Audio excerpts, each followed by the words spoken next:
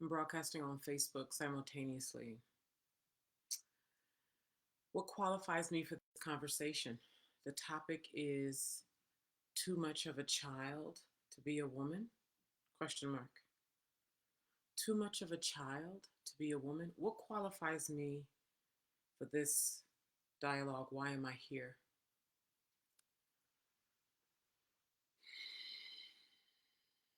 I'm calling in the women who are assigned come and be a part of growing up the collective of women worldwide. It is time for, yes, the original woman. It is time for, yes, melanin dominant women. And it is time for all women to be actual women. This is risky. Why am I qualified? What makes me qualified for this? I am a woman who, since I was a teenager, I wondered how to thrive here on earth, how to really thrive being a woman. How do I really thrive?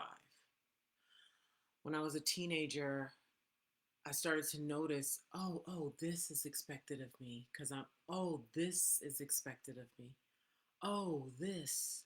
Oh, do you remember the age where you started to realize that because you were a girl, you were expected to be a certain way? Did you notice that? Do you remember that?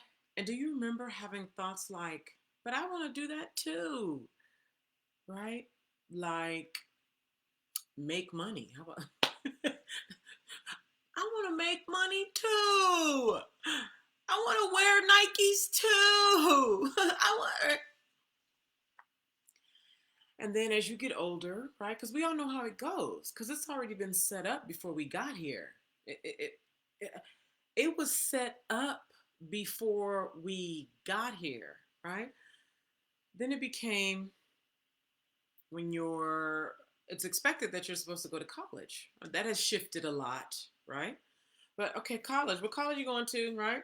Then when you get up around 25-ish and you haven't had kids yet and you haven't gotten married yet, so when are you getting married? When are you having kids? There's a whole expectation for what you're so. Then if you laugh loud, right? Those of us who genuinely laugh loud, oh my God, when something is hysterical, right? Go ahead and share the live stream. Thank you for liking the live. Is that Nika? Naka? Go ahead and share the live stream, please. We're going to be here for some time. Thank you for sharing the live stream. You laugh loud, right? When something is really funny. And then it's like, why are you laughing so like? And I could go into a whole list of things that when you're in female form, thank you for all those hearts. Thank you for liking the live, each one, teach one. That you start, it comes, it comes, it comes. Then I'm going to add another dimension to this. There are average people who agree very well with the MATRI, who agree very well. They're very cooperative. They are the good Samaritans, if you will, right? And then there are those of us who have always been different. My niece is proving to be one of those people. Those of us who have and my niece just turned 3, and she's been like this since before she was 1. This is what I mean by the distinction between somebody who is, introverted and black sheep as a trauma response and somebody who has been the black sheep since 1, basically since birth. So, first, this conversation is about being a woman. What qualifies me to have the conversation about being a woman? And I'm just getting started, barely. So hang around. We're going to be here for a while. This is nuanced and this is high level. And these are the conversations that nobody is having. And if they are having them, they're not having them publicly. And it is time. It is past due. So I just shared a little bit about like the average person, really, not even just woman, but the average human who agrees well with what is. They don't think much. You're welcome. And even if they do, it's like, well, this is how it is. This there's a reason why, like, we must, like, come on, don't rock the boat. Like, they agree well. right? And we're not going to make any of these people better, worse, right, wrong, who's right, who we should follow. This is about clarifying who's who, what's what, and where are you. So there's the people who agree easily and they're very agreeable with the matrix. And then there are those of us who, since we were children, we were like, something's not right here. This is not, you were asking questions. Why? But why? My mom said as a child, constantly, she said, I frustrated her so much with all my questions. But why? This is how life, but why? And then people live like this, but why? And then we go do this, but why? And then, but why? But why? And then when I became a teenager, it was like, but why is like, but why does he, but why does she, but, uh, and it's like, something is not right here. There's been an imposition placed on human beings. And like, am I the only one who's noticing that this shit is off? Like, this is how I used to think at 15. Like, am I the only one noticing that this shit is way off? Like, these people are robots. It's like they're living the same day every day. Like, is anybody thinking? Like, is this it? Like, no. And it was the beginning of my checking out on normal life. Thank you for following, Rose. It was the beginning of my checking out on normal life. Get married, go to college, get married, have kids, travel twice a year, move to the suburbs. I was 15 when I started disconnecting, right? Move to the suburbs, you know, maybe travel somewhere once a year, become a grandparent, and die. Like, it's just sort of laid out for everybody, right? And in my mid 20s was the first time, well, it was more like right before I graduated from college. So I graduated from college at 23. It was the first time in my adult life that I experienced true depression that I can remember. I was about to be 23. So I was 22 and I graduated when I was 23 and I turned 23 in March. Right? My birthday is this month, by the way. And it was the first time I experienced depression. And what was happening at the time was I knew that there was this expectation that I was supposed to go out into the world. And in my case, right, it was not only go out into the world and become something, but also at the time I was married and I had a husband who was very much expecting me to give birth to children. Like that was the plan. He wanted me to give birth even sooner, but I was like, but I'm in school. Got it, right? And I was really just using school as an excuse. I knew as a teenager that I didn't want to give birth to children. I knew that. So he's like, Naima, what's going on? Like by this time we're in the suburbs. Everything is set up for me to do and live this life the way a female gendered person is supposed to live. Okay. And so at 23 or 22, I remember this so clearly. It was Christmas time and everybody came to our house. We had a nice house in the suburbs. We had space. It was just he and I. My family was over. His family was over. We were in PJs. My mom cooked gumbo. It was a whole family situation. And oh my God, shouldn't I be happy? Shouldn't I be grateful? Look at this. I have this generous husband. Everything is set up. The family is around. Aw, it's the holidays. We have the Christmas tree, the fireplace. It's just picture perfect. Thank you, Body Soul. Body Soul. I love that word astounding, by the way. Thank you. And I'm depressed and I'm doing my best to hide it. I was like go in the room by myself for a little while and then come down and deal with everybody else and then go back up in my room and sort of like soothe myself, come back downstairs into the living room with everybody else. Okay, I'm 22 years old and this is happening. Okay. Who's this? Moon. No, Moon. Moon got said, did people think you were different and young? Yes. My mom said trying to raise me was like trying to tame an angel. Boys called me crazy. Girls didn't like me. I thought different. I clearly stood out. And I did what so many of us do as teenagers, where we have friends, like we're around people, but they don't know us. And we quietly know that we don't belong, but we try to make ourselves belong.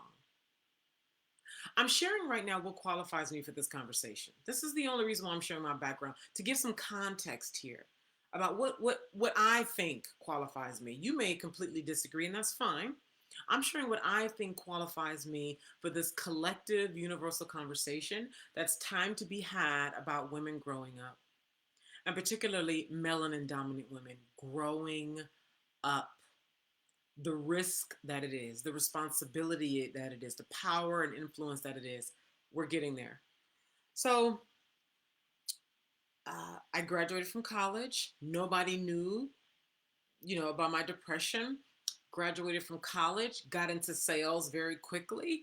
And I thought that if I just found something to do that held my attention, that I could ward off depression, and then like everything would work out. Like it's going to be okay. Like, and thinking somehow this man is waiting for children. How do you think you're going to deal with that? Okay. And so up around 20, close to 25 years old, it was just really clear to me that this marriage thing was not going to work. And this brings me to the conversation of decision. Major life-changing hard decisions that when we don't make them, or we choose the path that we know is not our high right path, we instantly set ourselves up for a future of misery. We set ourselves up for a future of misery. Even if in the moment it may feel safe and right, your soul always knows. No matter how much we try to justify and calculate the pros and the cons and try to pour, I'm telling you, this is where the ego becomes demonic. If you want to, I know that's some strong language, but this is where the ego gets demonic. When you start truly listening to your high call, when you really start doing things that's against what has been laid out for all of us to agree with around here, particularly if you're a woman. So I filed for divorce. Okay. It was the most difficult thing because it didn't make any logical sense. Oh, yeah, because see, this makes sense. It didn't make sense. My mom was like, "What are you doing? Why aren't you fixing your marriage?" Okay. Even I could not sit down and have a rational conversation with someone about why I was leaving this marriage. I didn't have the language. I didn't even quite get it. And I want to say something right here. Ooh. Hmm. To those of you who have a call on your life, even those of you who are not present here right now, and the frequency of what I am about to share reaches you vibrationally. When you have a call on your life, you need to understand it is not coming from this world. When you have a call on your life, truly, not like I'm just looking for my purpose and like trying to generate significance for yourself because you're so bored and you're looking for meaning and you're desperate for more. That's a very different thing. Okay. I'm talking about those of you who you have tried to ignore this thing. You have pushed this thing away. You've tried to eat it away, drink it away, shop it away, have sex, start this business, get 3 jobs. You've tried to do a bunch of things to ignore the thing, to get rid of the thing, to make it seem less significant, to make it seem like, no, that's just you tripping, to make it seem like, no, now's not the time. I'm too old, I'm too young, I don't like my voice, I'm not smart enough, I can't, not me, maybe later, when the kids go to college, when I get older, when it all makes sense, when I have more money, when I lose 20 pounds. But yeah, see, you've already run around trying to get rid of it. That's very different than somebody who's bored with their life and they're looking for meaning. They're looking for something to do, something to make them feel like life is worth it. These are two very different individuals. So, if you have a calling that has not let you rest, and you've been trying to make it make sense, and you keep looking for something out here to make it make sense. And although today, remember, this is, oh my God, this was like 20 years ago. So consciousness has raised and expanded, is moving very rapidly now. So you're going to see a whole lot more today than you did 20 years ago. The point is, if you have something that will not let you sleep, that you just feel like you're going, it's like it drags you around. You're engaging in your everyday life and you appear to be getting along just fine. You're cooking for the kids, you're working your job, you're working your business, you appear to be getting along just fine, but that thing just gnaws at you in the back, day in and day out. It just gnaws. It gnaws, it calls constantly.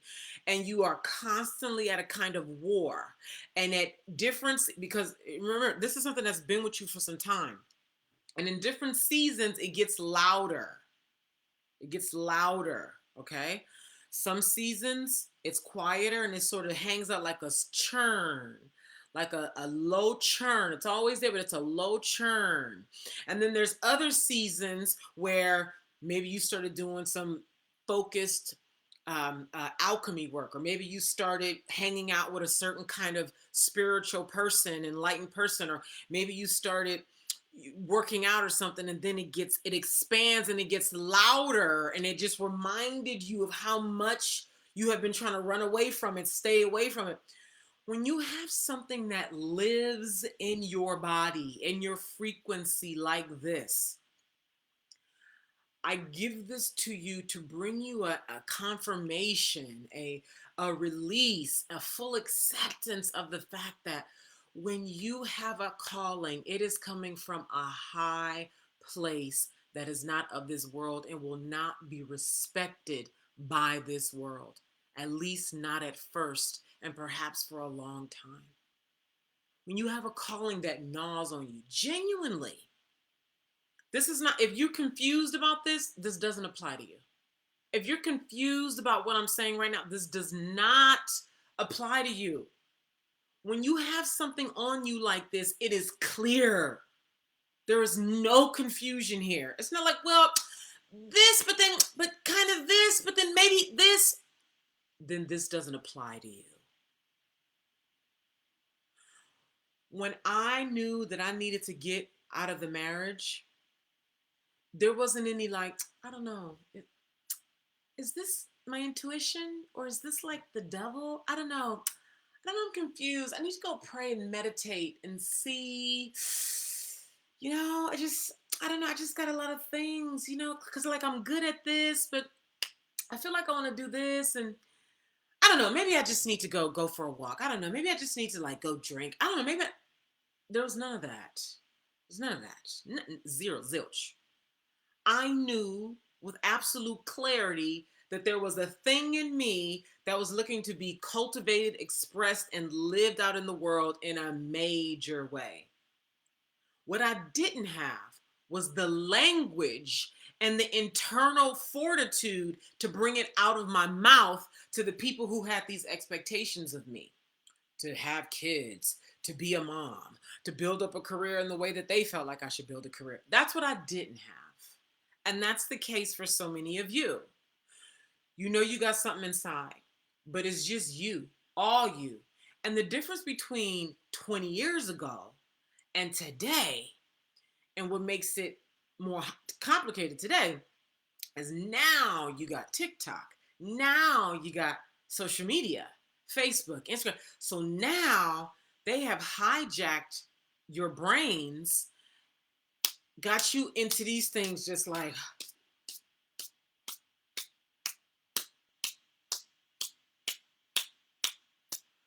so it muddies this even more. It's just, you just, how many TikTok videos have you watched today? How many live streams have you looked at today on TikTok? Somebody said, "Are you explaining the video you just made?" Just got no. I'm explaining. I'm giving a long-winded version of what qualifies me for this conversation. I'm going to be here for a while, so it all works together when you stick around. Okay.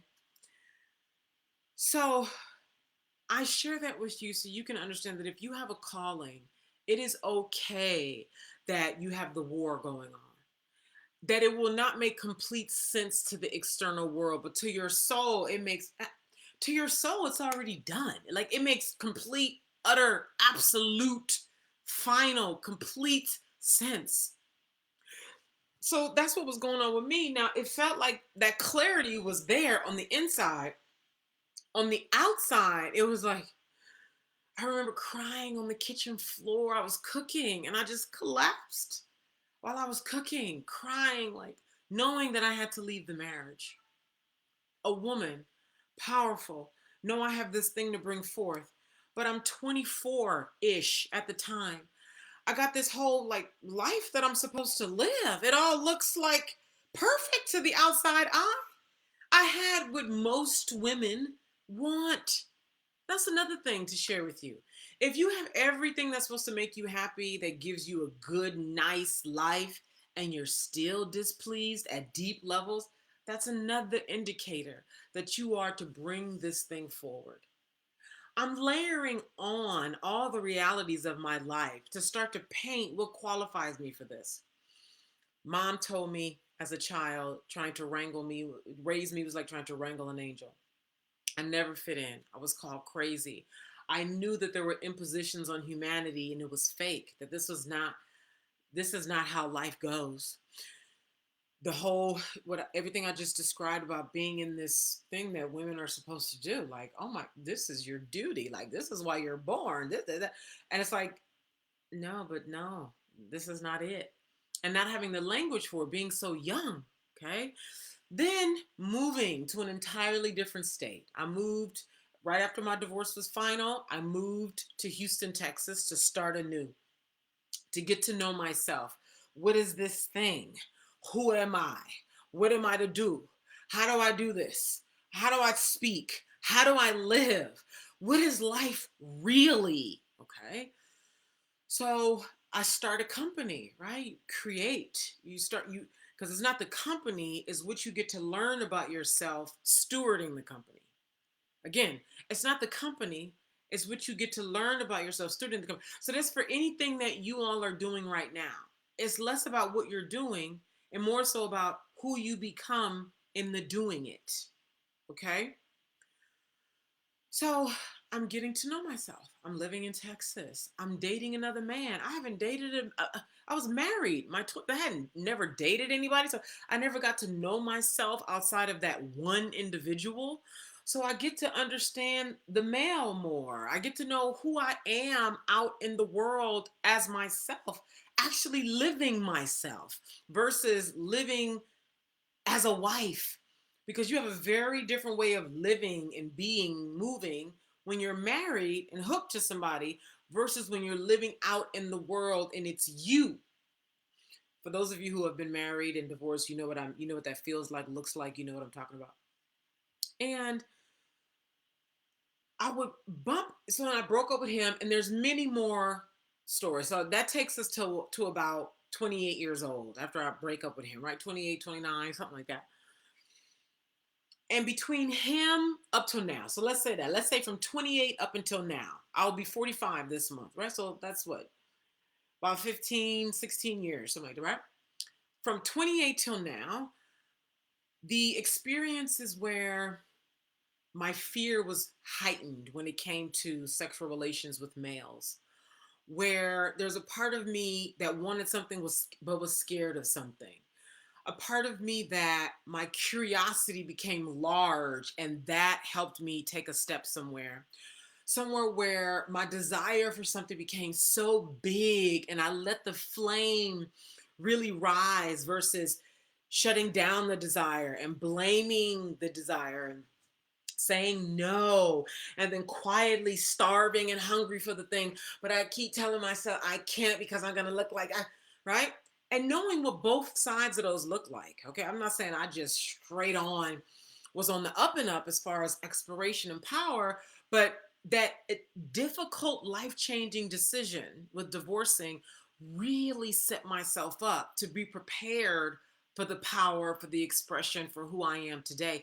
And at the deepest levels beyond all this is the very personal fulfillment that each of you are responsible for in your own lives. Nobody, not your mom, any of your parents, not your spouse, not your children. Nobody is responsible for making you happy. Not even your spouse. I don't care how long y'all been married. It's not your spouse's job to make you happy. It's their job to make themselves happy and then to be a contribution in your life. Just like it's your job to make you happy, therefore your presence becomes a contribution in their life. So this is why, whether you're single or not, married or not, any kind of relationship, even if it's girlfriends, you and your mom, you and anybody in your life, it's your responsibility to make difficult decisions, to make the right decisions for you. Because whether it's 6 months from now or 6 years from now, you will be living with that decision. And so today, the level of deep, and you can't buy this, you can't fake this, you can't try to travel to get it. And there's a lot of joy in traveling. But the fulfillment that every human being wants at the end of the day, the radical joy, the deep personal satisfaction. There's a place in you, and Gay Hendricks talks about it in his book, The Big Leap. The Big Leap. He talks about the upper limit problem that a lot of people have, where most human beings have a hard time with everything in their life being good. Their money, their relationships, their body, their career, their everything. And he talks in there about, and many you know this to be true, whether you live it or not, is that there's a deep satisfaction that a person knows that they're wanting, that they seek, that their whole life purpose revolves around, that they will never touch inside themselves unless they really leap in their life and really do the thing that their soul calls them to do. You know, soul sounds sexy, don't it? My soul. Oh, my soul. The truth is, when you start doing your soul's level work, it is so, yeah, you vibrate differently than everybody else. You do not live like everybody else. Like when people talk about being obedient, really, really, you know how ego defying, and I'm going to make sure I don't get too far off topic. I'm going to come back. But you know how true obedience kills the ego? Not saying the ego could ever be like killed, but do you know how true obedience humiliates the ego? That's when I hear these people talk about being obedient to the word and being obedient to Spirit's call and being obedient to the baby. I know what obedience looks like. Obedience is humiliating. Do you understand? Real obedience? Let's ask you, those of you under the sound of my voice right now, how many times have you been told to do something? It was a clear word from high spirit. It was a clear instruction to do something. Call somebody, pay for something, go somewhere, do something, pick up and move, and you didn't do it. Tell the truth. Who gonna tell the truth up in here? Just guesstimate how many times that has happened in the last decade in your life and you ignored it. How many? Like, for real. How many of you were told to call somebody and you didn't go? You didn't call. You were told to move somewhere and you didn't move. You were told to do something, to some with somebody somewhere out in public and you didn't do it. I'll wait. Who want to speak on it? Who want to own up to that? It's enough of y'all here. I see, who's that? Tamika? Tamika just raised her hand. 42 just raised their hand. So when people talk about these spiritual people on the internet, these chosen ones, and I'm picking on chosen ones right now because, again, I'm talking to melanin dominant folks. Melanin dominant folks. And spirituality has been so hijacked by melanin dominant folks. Spirituality has been hijacked. The whole, Shatara says, she raised her hand. Being chosen, having a calling on your life. Spirit, which spirit, by the way? And yet and still, when you get instruction to do something, okay, good. I feel like I want to bring that, Ayana, into this conversation quite a lot here today. Ayana said it's too much, though. This is what we need to talk about.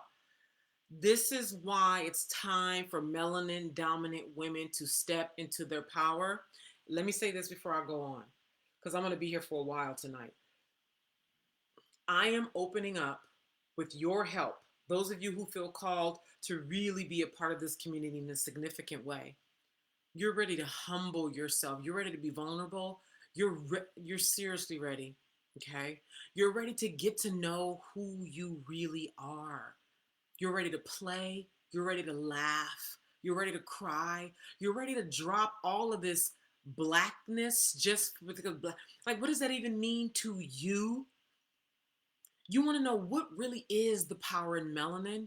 You want to get to know your sexual self. You want to know your real voice. You want to express your real voice. You want to genuinely love and be loved. You want to connect with other women who are on the same path. You don't want to be scared of life, scared of your power, scared of being perceived, scared of attention, scared of coming out into the world and really putting down boundaries and declaring who you are and what's for you. Like, this is what I mean by stepping into your power. I need help to run this community. I need online help and I need in-person help. This is what I want you to do right now. If you are ready for this level of game and maturity, go to the link in my bio, click it. There are maybe 5 options there. The second option is Woman Waitlist. It's also with this video on Facebook. The link, Woman Waitlist. Put yourself on the wait list. This community is going to be $99 a month, okay? And I'm looking at having it launch in April. This is March, right? April, yes. So next month. And so I'm looking for, obviously, the women who are wanting this kind of power that I just described, but I also need help to run it. Again, I need online help, which means you can live anywhere in the world, to help me do this, run it, while also developing yourself. But I also need offline help. And when I say offline, I'm looking for those of you who love immersive experiences. Like, that's your style, that's your flavor. Immersing. You like to get in there and get all the way in there. Because I would like for a group of us to live in Italy together, starting likely at the end of this year. That could change, but likely at the end of this year. Because for those of you who will, whether that's you or not, those of you who will be what Brendan Bashar calls lighthouses, role models. And this is a soul's calling. This is not just me inspiring you in the moment.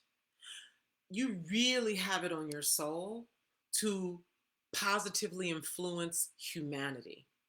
You know yourself to be the original woman. You know yourself to have genetics that are meant to have extreme impact in this lifetime. If that is you and you're really wanting to immerse, and that's where you get fed best. with immersive experiences. That's who I see coming to live in Italy. Us living together in a gorgeous house. And this living together becomes a crucible for your leveling up, a crucible for you really becoming to know who you are, a crucible to getting intimate with the vulnerability, the volatility, the sensitivity of you, so that that true tender power, because real power is soft, that true tender power that only gets to be refined in relationship with others, you can refine it in Italy. This is advanced, this is high level, this is, I'm telling you, this is the glory. So put yourself on the wait list, whether you just want to be in the community, whether you want to help me online, whether you want to help me offline. Go to the link in my bio, click it, click woman waitlist. Again, click woman waitlist and put yourself on the wait list. Okay.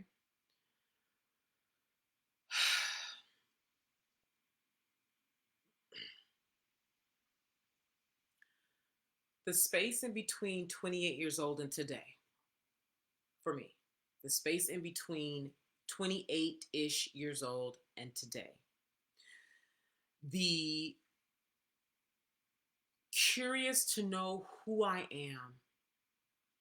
And this whole pull, I want you guys to understand this links back to what I said earlier about when you truly have a calling, it is clear.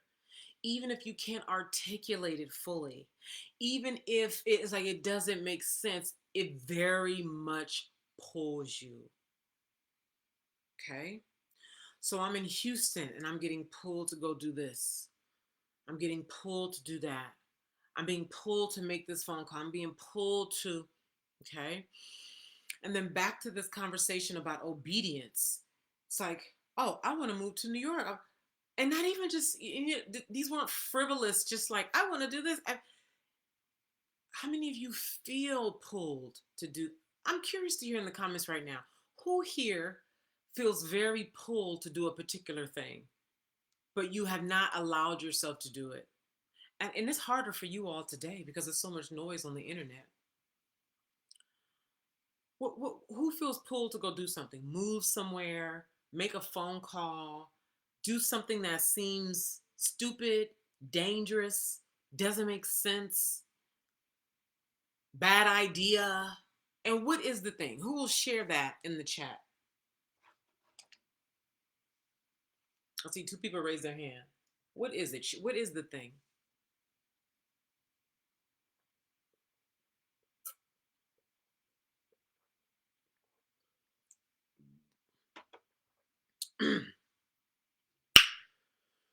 So,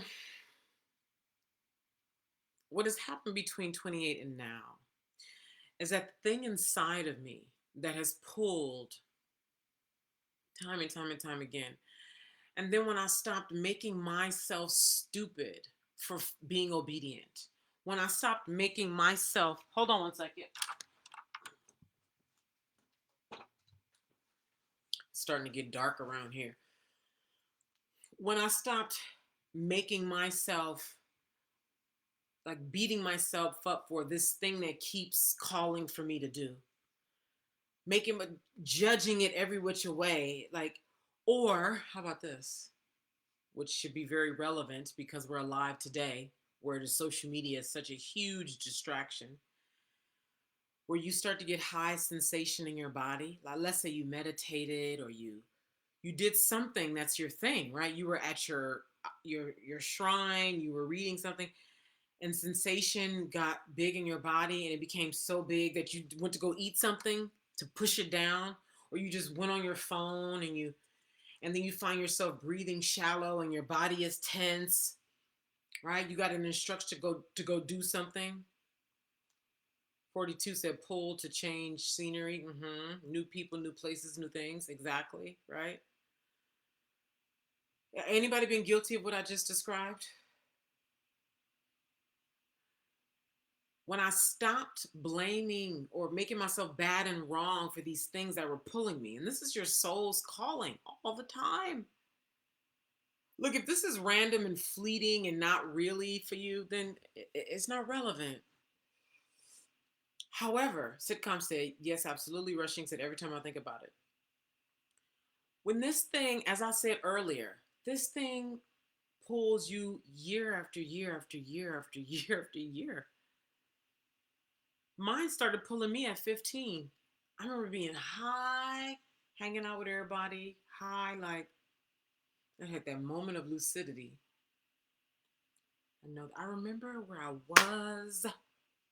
It was a Saturday afternoon. So when I stopped, and this is what you'll be required to do, y'all tap that screen, because doesn't that help to get more people in here? And then that's how you can also show me your appreciation.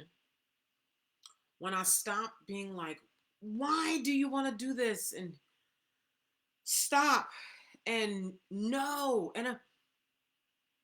That was part of it. The other part of it was I constantly found myself not having what I said I wanted financially. My manifesting got weaker. The more I beat myself up and I made myself wrong and bad for these instructions that I was getting, my manifestations decreased. My life got slower. It got harder. I started to feel blind, like confused. I don't know what to do. I don't know what to, which is a symptom of somebody who's constantly ignoring instruction. I don't know. I don't know. I don't know. Maybe this. I feel. I don't know. I'm confused. I need to go meditate. I need to go pray. I need to go. But you got instruction about 27 times in the last year and a half. But you didn't want to be obedient because it didn't look the way you think it should look. Because it was going to humiliate your ego in a way that, no, I want to look good. It's important to me that I look like this. And if I do that thing that spirit told me to go do, then that's going to make me look like a fool. It's going to make me look, I don't know what I'm doing. But then if I do that, then what? Who's been guilty of all these ways that you slap spirit away? You slapped away instruction, you slapped away guidance. Then when you're confused and you don't know what to do, you're like, I don't know, I'm confused. I need to go pray and meditate. You created your own cloudiness by ignoring the instruction that you've gotten 27 times in the last year. This is why you need to mean it when you say obedience. When you say you want to be used, you want to be in service, it's humiliating. It's embarrassing. Your image, your reputation, it's not sexy. Y'all tap the screen. Thank you for those hearts, sitcom. Y'all tap the screen. It's not sexy. It's not, it's oftentimes not fun. And here's what happens in that. Let me give you a little bit of comfort. Oh, right.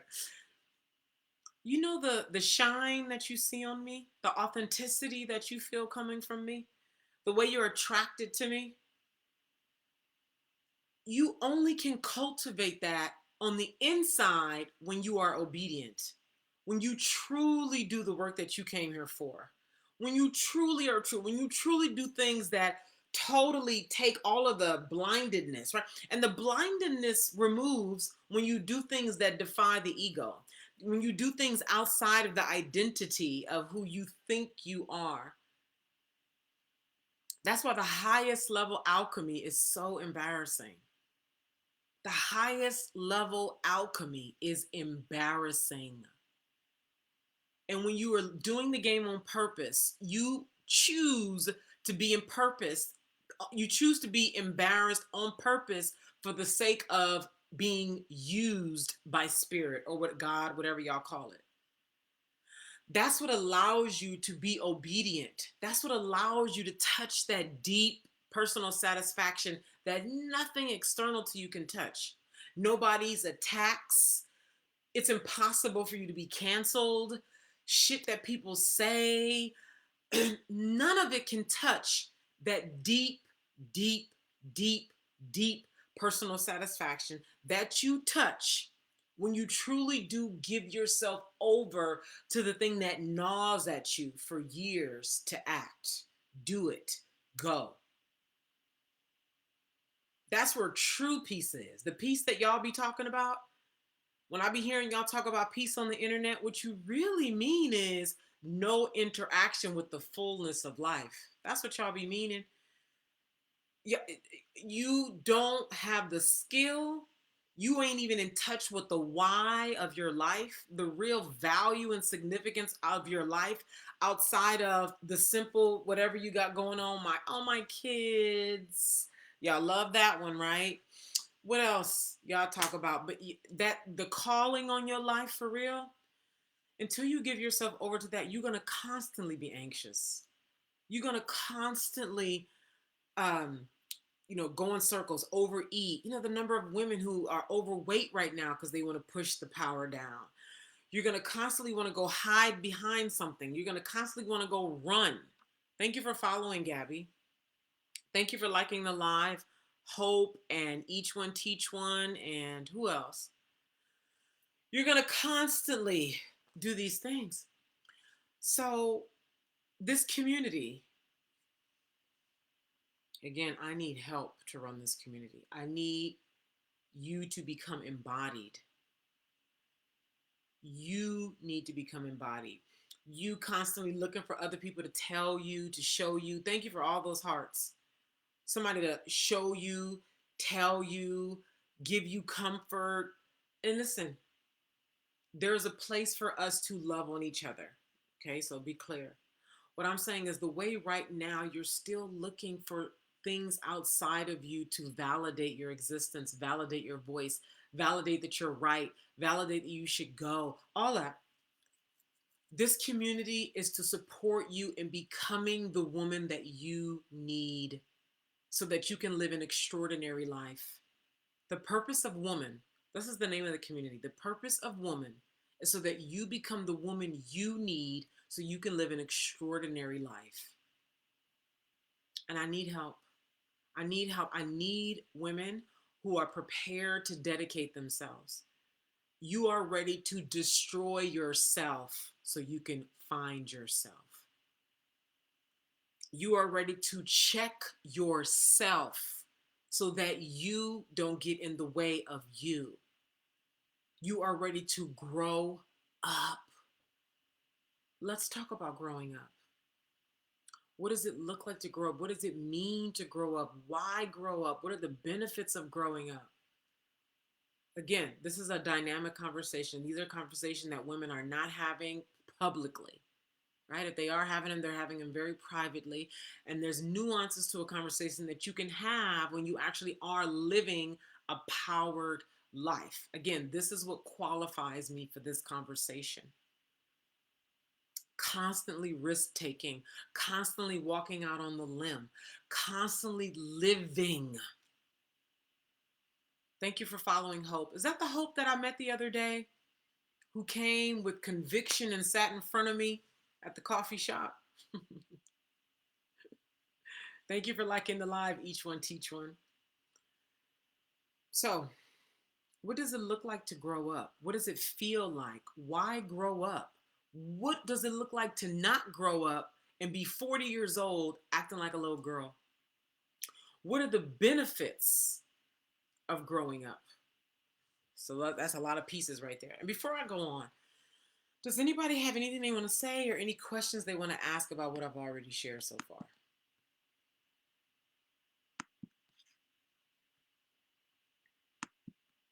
Thank you for all those hearts. Any questions or comments about what I've shared thus far before I go on talking about the layered topic of growing up?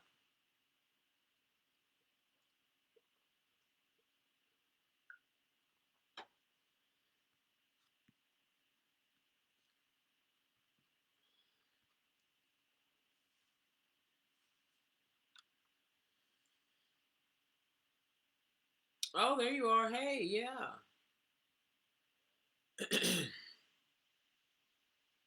What do you mean by contingency plans, Nikki? So while we wait to see if Nikki wants to say more about contingency plans, I'm going to go on New Here Love It. Welcome, Naked Realities Podcast. Naked Realities Podcast. Hey. For pushback for being yourself. Okay, good. Let's loop that into this topic of growing up. Why grow up? You know, the benefits, the consequences, all the things. So before I go on, I like to recommend, excuse me, two books for this topic that we're getting ready to go into. Oh, the first one just left my mind.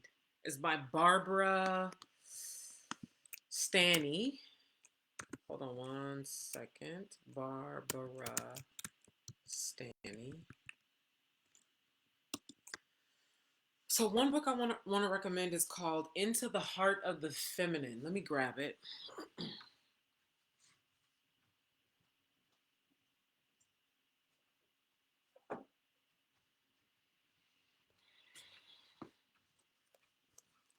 You all may have seen there's a video right now going viral on my TikTok page. It went up earlier today and it had over 6,000 views and over a couple hundred likes in 2 hours. Okay. And in that book, there was a clip from a woman talking about the number one indicator that a child will become a thriving adult. Anybody here see that video? And she talked about the happiness of the mother being Naked said it brought me here. Very good. I'm glad, Naked. Uh, Basically, the happiness of the mother is the number one indicator of whether the child will thrive as an adult. And the reason why I shared that is because I have said repeatedly, for those of you who listen to my content often, Gabby said that video brought me here too. I'm very glad about that. I have said many, many times in my content, I've said it many times on live stream, that if a woman has a poor relationship with her mother, because the mother represents life, the mother represents the foundation of you, okay? Each one teach one said that's some real truth to that. Yeah. Your mother, just like those of you who have children, right? You are life, literally and figuratively, to your children, right? You are the guide, you are the food supply, you are a God, okay? You are life. So as a mom, or let's say you don't have children, but you had a poor relationship with your mom, and your mom represents life, meaning if that was a thriving, life-giving relationship, if you saw your mother succeeding, risk-taking, failing and going at it again, failing and going at it again, failing and going at it again, then winning and risking and playing big and telling you that this life is yours to live, and you don't see her telling you that, you see her doing that, right? You just see her living, right? And you're a girl seeing your mom live. When you come out here at 20, even before 20, but as you get older and you have that in your nervous system, because do you know, I didn't even know this until I started reading about it, because I have a niece who's 3 and I've been in her life so much, and I have 2 nieces and a nephew, but this last one, I've been more in her life than I was with my other niece and nephew.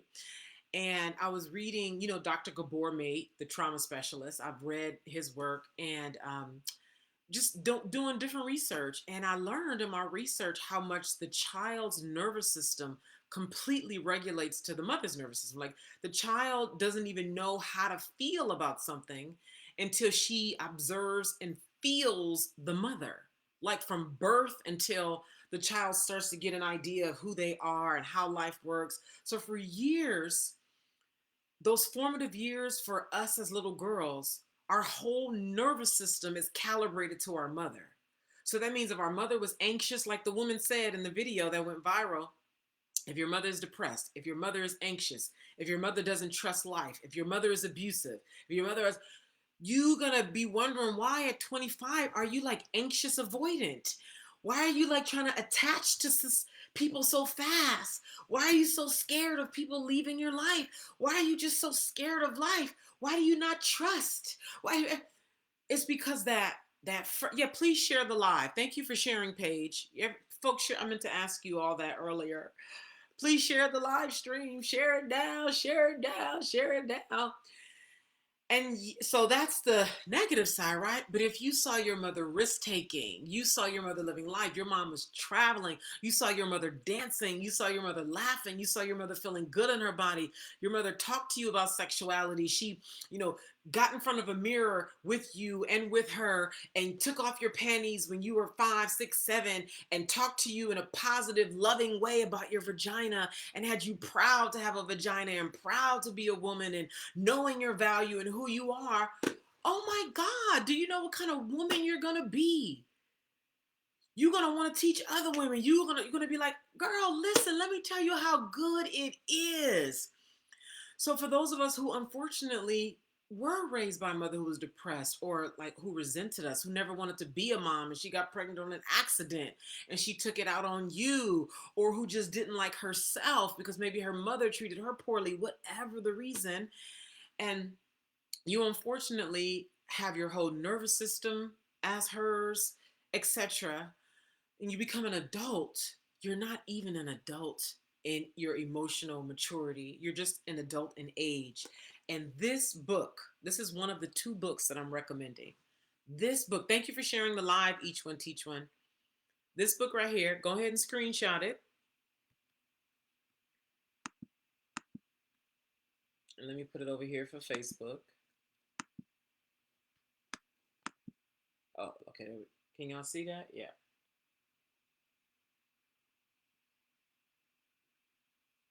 Okay. Into the Heart of the Feminine, Facing the Death Mother Archetype to Reclaim Love, Strength, and Vitality. Facing the Death Mother Archetype to Reclaim Love, Strength, and Vitality. This book is so good. For those of you who, even if you had a healthy relationship with your mom, which I did. Now, I'm not saying I didn't have challenges with my mom, but my mom loved me. I have a visceral memory of my mother loving me, liking me, taking care of me. Here's the book right here. Go ahead and screenshot that, y'all.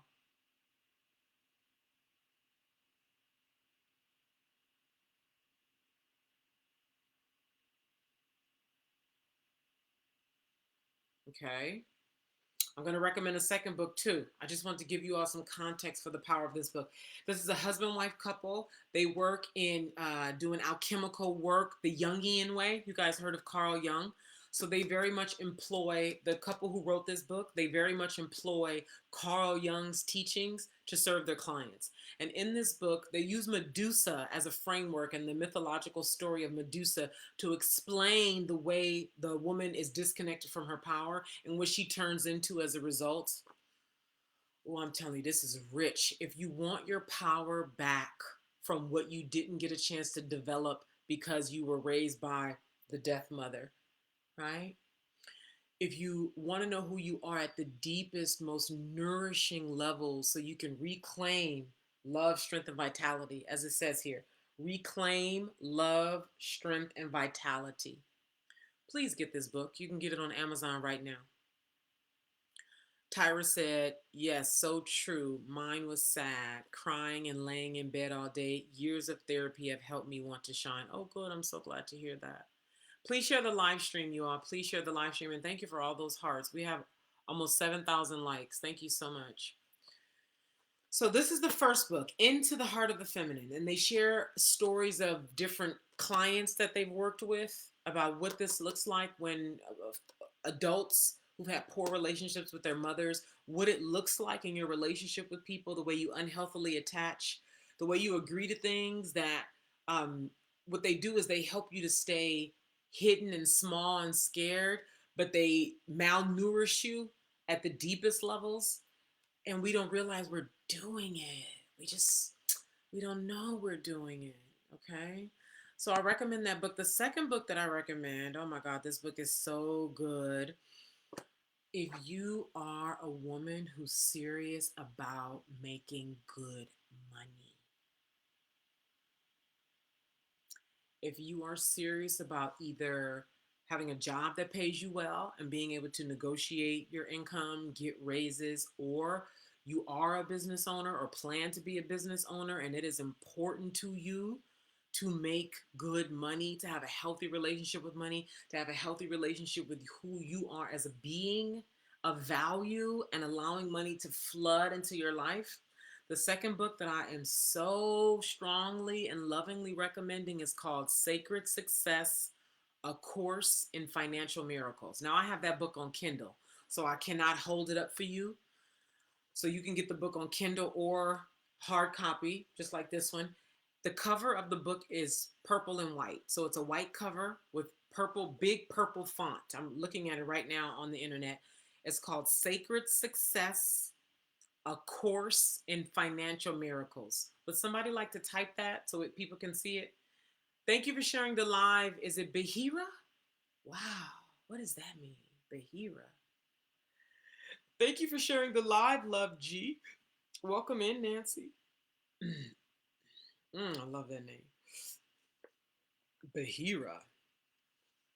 So, those are the two books that I recommend when it comes to power, when it comes to the root of you, how you see yourself, how you feel about yourself, how you walk through the world, and then the manifestation of money and having and feeling good about growing up. And here's one thing I want to share about growing up as it relates to this topic of where we are now in the conversation, growing up, why grow up, what does it look like when you don't grow up, the cost of growing up, the benefits of growing up as a woman. Okay. Thank you, Rushing. Exactly. Say, of course, that is it. That is exactly it. And the author is Barbara Stanny. She's an older white woman. Her name has changed, so don't be confused. She got married, and I forgot her married name. But when she wrote this book, she was not married. So the name on this book is called Barbara Stanny. Stanny is Stanny. Barbara Stanny. Barbara Stanny. Oh, for free on Audible. There you go. Isn't that freaking wonderful?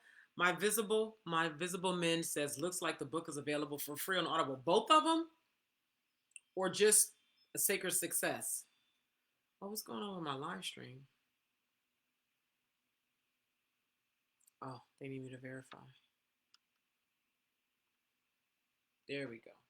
Okay. Says, oh, I'm so happy to hear that. You all see that? My Visible Blend said Sacred Success, A Course in Financial Miracles is available for free on Audible. Get into it. It is so good.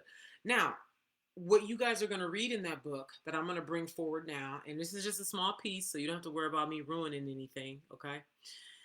Is so Barbara Stanny is actually the daughter, if I'm remembering this correctly, she's the daughter of one of those H&R people. So H&R Block, that's two people.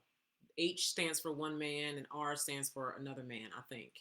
It could be husband and wife, but I think it's two men. H&R Block that does your taxes. And she's the daughter of one of them. So she comes from wealth. And her story is she had money. She came from money. She had a fund.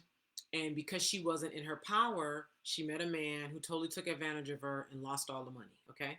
That is Barbara's story. Barbara, the author of Sacred Success, A Course in Financial Miracles. And I think she's going to tell you some about that in Sacred Success because she's written multiple books.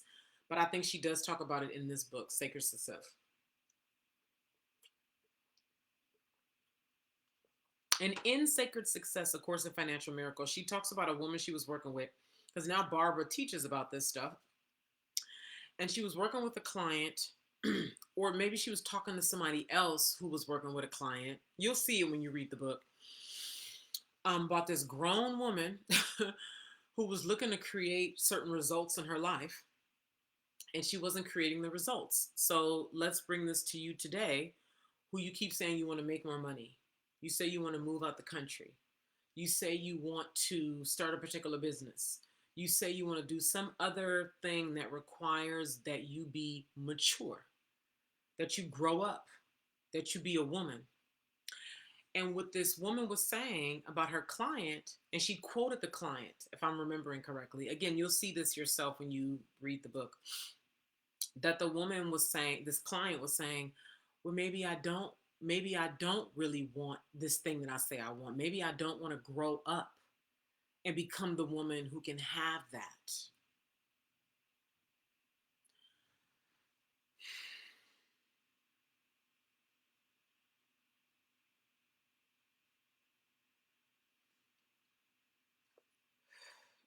Let's take a moment to breathe, please.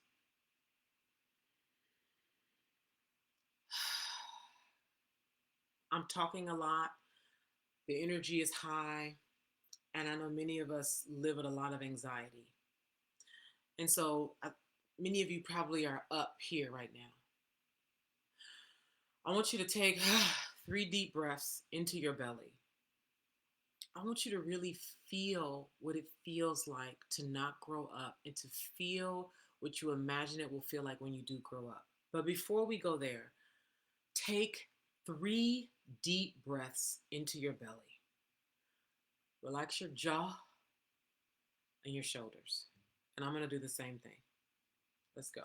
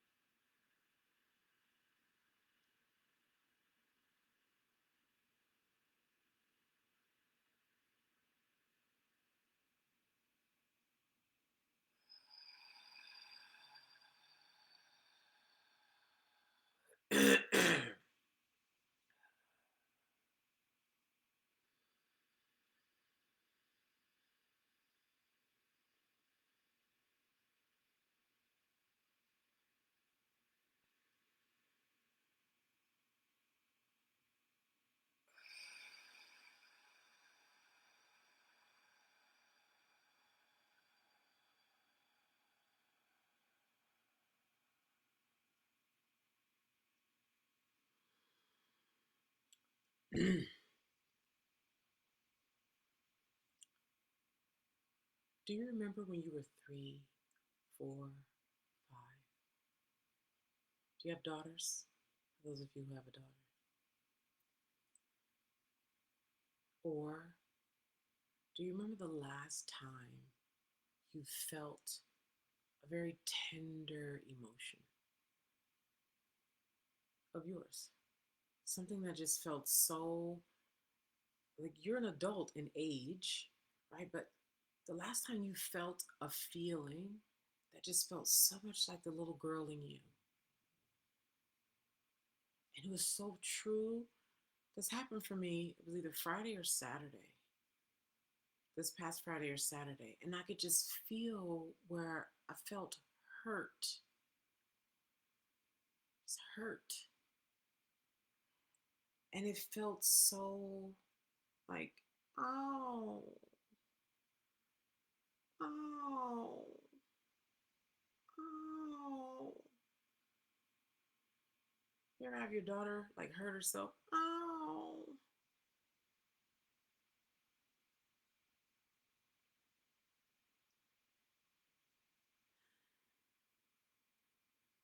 And there's nothing wrong with this. I just want us to presence this, just the reality of what it feels like to be in touch with the tenderness of you while also being an adult woman.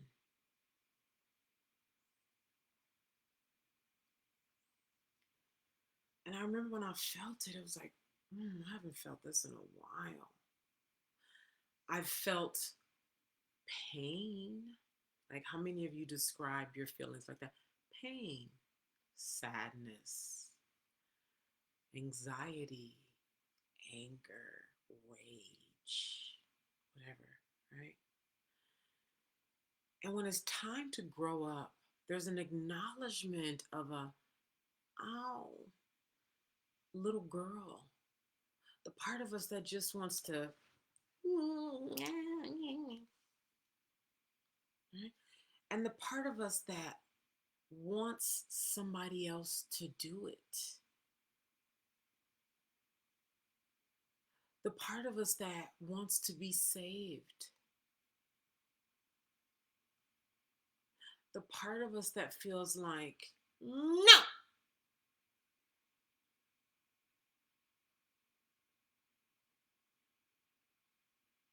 Mm, mm.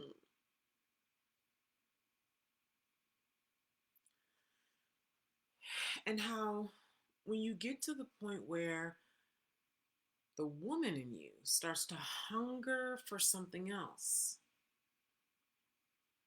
You're ready for a six-figure job now. You're ready to start traveling solo now. You're ready to start a foundation for underprivileged girls. You're ready to buy your first house, your second house. You're ready to have children, and you want to be a good example of what a healthy woman looks like. Caitlin said, when I first heard no one's coming to save you, I bawled. Look how honest, right? Because so many of us are, oh, we don't even know we're waiting for somebody to save us until that somebody says that. Nobody's coming to save you. What? And you, these things that live in our unconscious mind. Bahira says, I'm dealing with a mother wound. I have been taught to not be emotional. Yesterday, I realized my hurt. I'm really glad to hear that. Really glad to hear that. So when you start to crave these adult things, maybe you want to get married now. And now you're looking at podcasts and the healthy ones, right? Like Hardly Initiated is a healthy one. The clip that is on TikTok right now, that's from a healthy podcast. And what's his name? That pastor, back up. I know a lot of these pastors is not on a dime, but you know that one who's always talking about the queen, that older man with the glasses, him. Like him, right? And you really start to come into the feelings of you, which is your superpower, by the way. And you start to feel the hurt in you. You start to feel the little girl in you. You start to feel the you that has been running the show. And she can no longer run the show in the world of woman. And how do you reconcile the two? Acknowledge the part of you that is hurt, that is underdeveloped, okay? That is petty, that does want to blame, that does want somebody to save you, that does want somebody else to do it without blaming, shaming, making wrong, making bad, and then coming over into the woman. And what does she even look like? How does she think? How does she move? How does she make choices? What does she really want? So the advanced conversation to begin to have, and we're getting into it. We're going to end it at some point because, I mean, this is work. This is work, work, work, work, work. Hi, Yael. Thank you for loving the live. Before I go any further, first of all, let me make sure I'm clear about where we're cutting off at. What qualifies me to have this conversation? Okay, what qualifies me to have this conversation? Before I go any further, one, are there any comments or questions before I go on? Number two, if you want to be in a community, and beyond even want, you need, your soul is hungry for, the part of you that wants an extraordinary life that a little girl cannot run. The little girl cannot run the extraordinary life. If you are hungry to become the woman you need so you can live an extraordinary life, get yourself on the wait list for woman. Woman. Get yourself on the wait list. It's $99 a month. You can put yourself on the wait list with the link in my bio. This community will be global, engaging, interactive. Frankly, I feel like I want to do a launch here, but then do an even deeper launch in London. We'll have another conversation about that another time. Maybe the Netherlands. The Netherlands is super cool, you guys.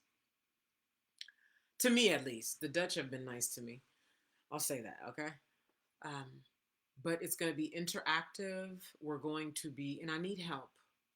We're going to be meeting on Zoom once a month. We're going to be every week engaging in activities and prompts and activities to take this from just you thinking about it, you sort of like floating around, bouncing around on your own, kind of haphazardly, randomly, kind of maybe sometimes when you feel like it, when you get triggered, maybe kind of dealing in coming into the power you need to live the extraordinary life. And instead of all that, coming into structured, ordered activities while still having the space to be in your beautiful feminine chaos. So this is refine inside of woman, you're refining your emotions so you can live an extraordinary life. Refining your emotions so the woman in you can lead your life. So you can have all the things you keep saying you want. So you can have the energy. How many of you want to do something, but you just don't have the energy to do it? You're mad at the world. Your energy is, you in what seems like broken patterns. I'm telling you, you all are so freaking powerful. Part of you don't even want it. It is such a bounty. How many of you all are really ready for a bounty? Get real. You need to work your way into being able to manage a bounty. If you somebody was just drop 10 million on you, you would pass out. You would pass out if somebody just dropped 10 million on you right now. Now if they gave you 500, yeah, okay. I can handle that. If they gave you 1,000, ooh, wait a minute. But let somebody drop 1 million on you, girl, you're gonna pass out. This is what I mean by you're so powerful, part of you can't even handle the bounty that you are. Does that make sense? Now, does that make sense now that I use the analogy of the $1 million or the $10 million? So you got to work your way. Let me know in the chat. So enough of y'all here. Let me know. This is why you got to work yourself into being able to handle the bounty that you are, the abundance that you are. This is what we're doing inside of woman. So this is what I want to get into now with how you all don't even know how much you need woman, how much you need the community, how much you need the support. So if you're new to me, I have been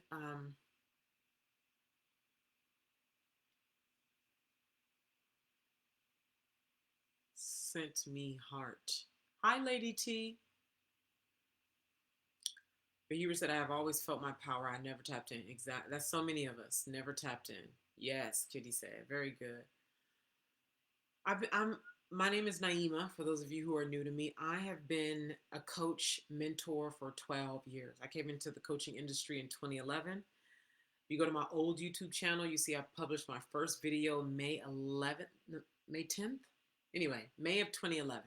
May of 2011, I published my first video, and I've created thousands of pieces of content. I've coached and mentored women all over the world. And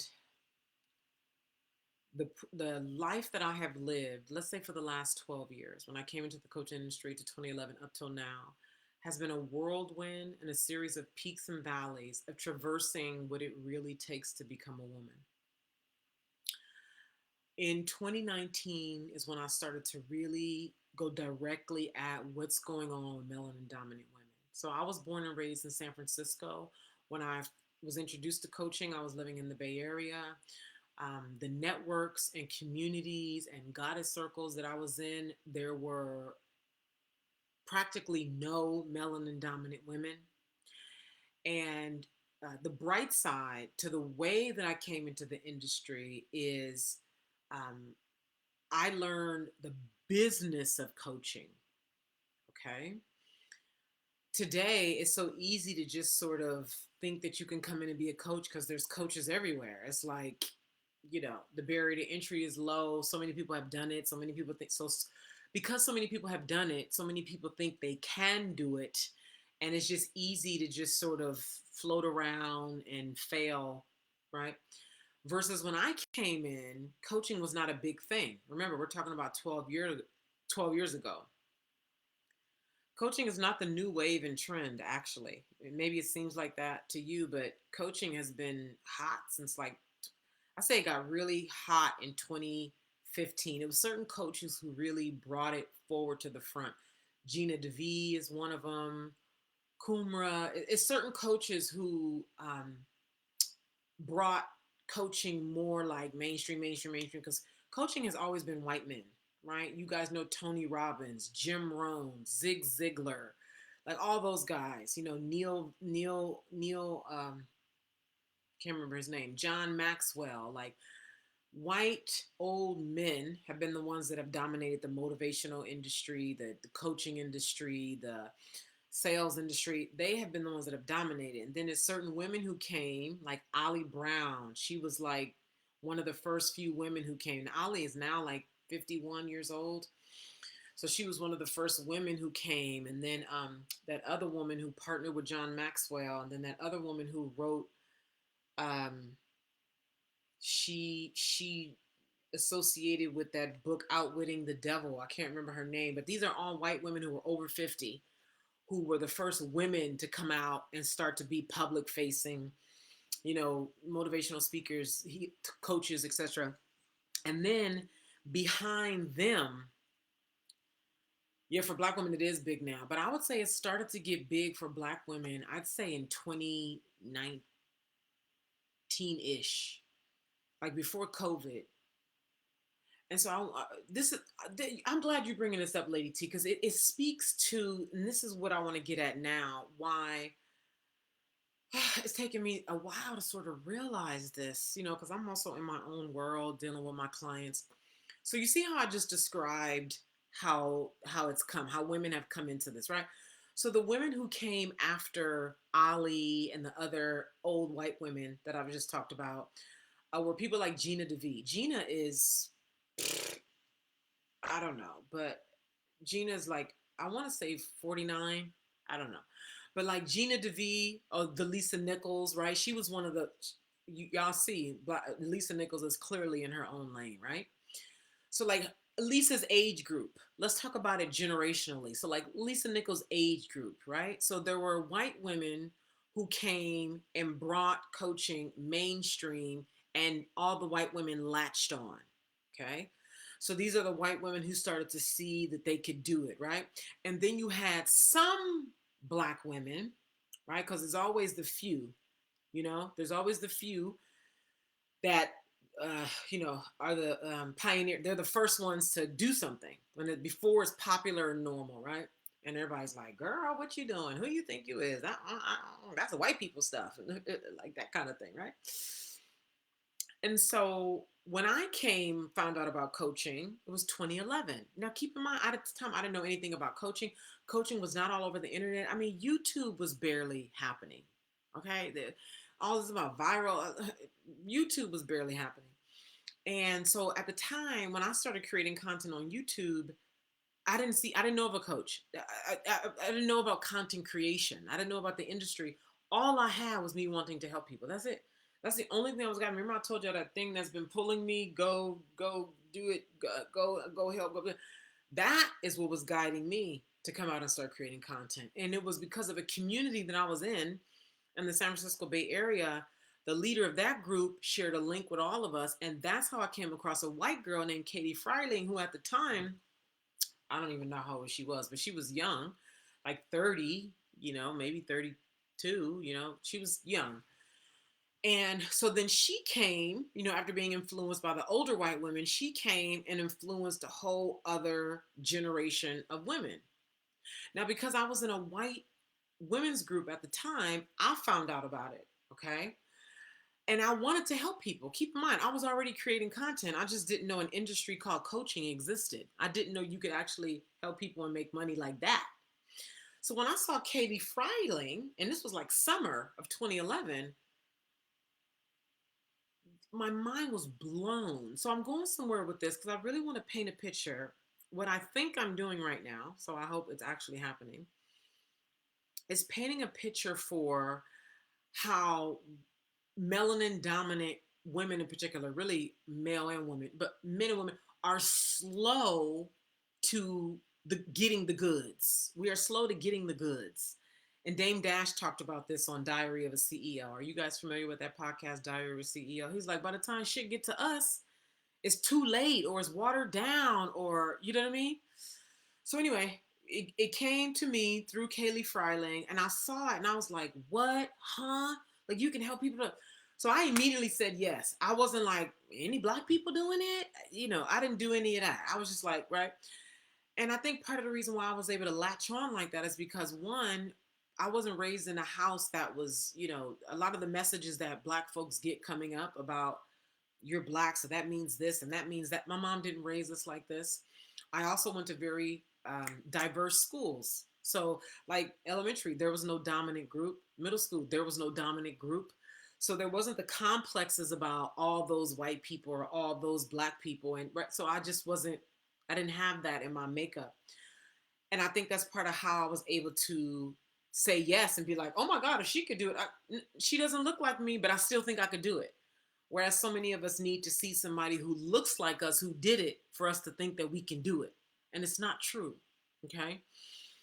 So, boom, then I get into the industry. And of course, I start looking around. Oh my God, who else is doing this? Oh my God, excited. I find out about this event, find out about this. Da, da, da, da, da. And I noticed rather quickly that I don't see any black women. What's going on here? Even inside of Katie's program, and Katie had, I don't know, maybe like 80 people in that program that I signed up for. Because when I saw her thing, I bought what she was selling. And I don't recall seeing any black women. And there were, I want to say like 80 people in there. And so, Kitty said, as a white lady, I think you are very inspiring. Is it okay that I'm here? Of course, it's okay that you're here. Yeah. And so, I'm more and more, I'm in the industry, and I'm starting to look around, and now I'm starting to go to events. Now I'm starting to find out who's who, what's what, how this all works. And I don't see us. And I start quietly asking myself, where are we? Where are we? And I remember being at a networking event and like for the first time seeing a black woman, I was like, oh, hey.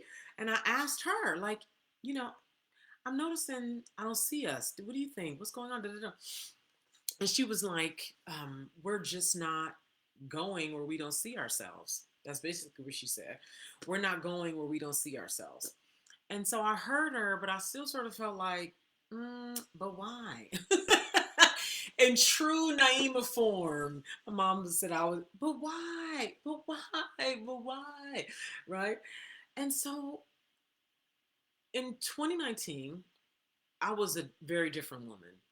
I want to paint a picture to further talk about what qualifies me to have this conversation, to be your mentor, to be your coach, to run the woman community, to support those of you who will be supporting me to run this community online and offline.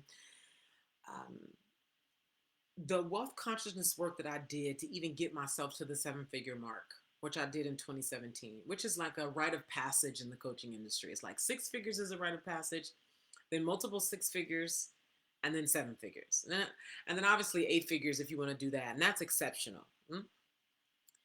But not only that, when I started to see the power that's available for us, particularly as melanin dominant women, okay, I became so very terrified. I'm not going to get much into that, right? You feel welcome to ask me questions, but I'll say this and I'm moving on. Whatever, when it's time for the true more to come, I know and trust that it will come. Melanin dominant women specifically, what I'm getting ready to say is for you specifically. Melanin dominant women. When you specifically engage in the work that we will begin to do inside of woman, that's the beginning. There's so much more for you. When you truly submit yourself to being used for the call on your life, the call that I talked about at the beginning of our time here today, when you truly submit yourself to being used as the vessel for the call that you're here for, and the right number of us do it, And this will be a complete frequency thing. We won't be able to force it. It's going to be a frequency thing that the right ones of us submit ourselves truly. And you cannot fake this. You cannot half ass this. You cannot try. I don't know. We'll see. I hope. When you are truly being congruent, truly submitted to what you are here for, it will show. Things will click. It will align. When enough, you got to be all in. Exactly. When you submit yourself all in, and the right number of us submit ourselves all in, we will literally, this is not an exaggeration. This is not like I have a dream. Literally, the tilt that needs to happen in the heart and mind of humanity will happen. That's it. That's it. Now, moving on.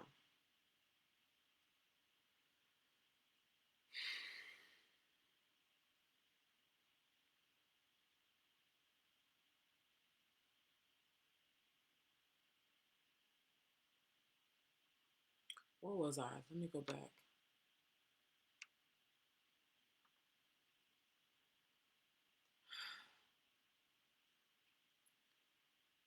From the end of 2017 to the end of 2019, I just went on a quest of running and hiding. Okay. I saw the power collective. Okay. Which is why I just talked about melanin dominant women. I saw the power that was required of us, and I saw the collective influence. I saw it very clearly. And I was terrified. And what happened was all the glimpses and things that I saw, because I saw glimpses of this before 2017, this power, I saw it. And for those of you who, you know what I'm talking about, you're wondering why certain things aren't being talked about in the internet. Anybody here have topics you're like, why is nobody talking about this? You've been thinking it, you've been feeling it, you know it, and you feel like you're the only one who knows this, feels this, thinks this, talks about it. Share what some of those are in the comments, please. Share, please share. Things that you feel like are taboo, that you feel like are for the collective, that you have felt crazy for thinking and feeling. And I want to hear specifics. What about narcissistic parents? I want some more water. Hold on.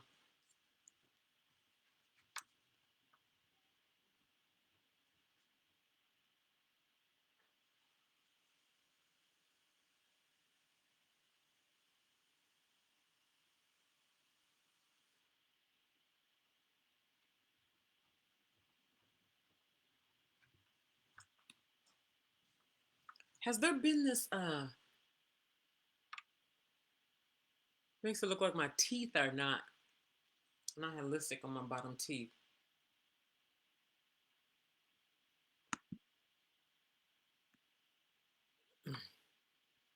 Is that you still here, Shatara?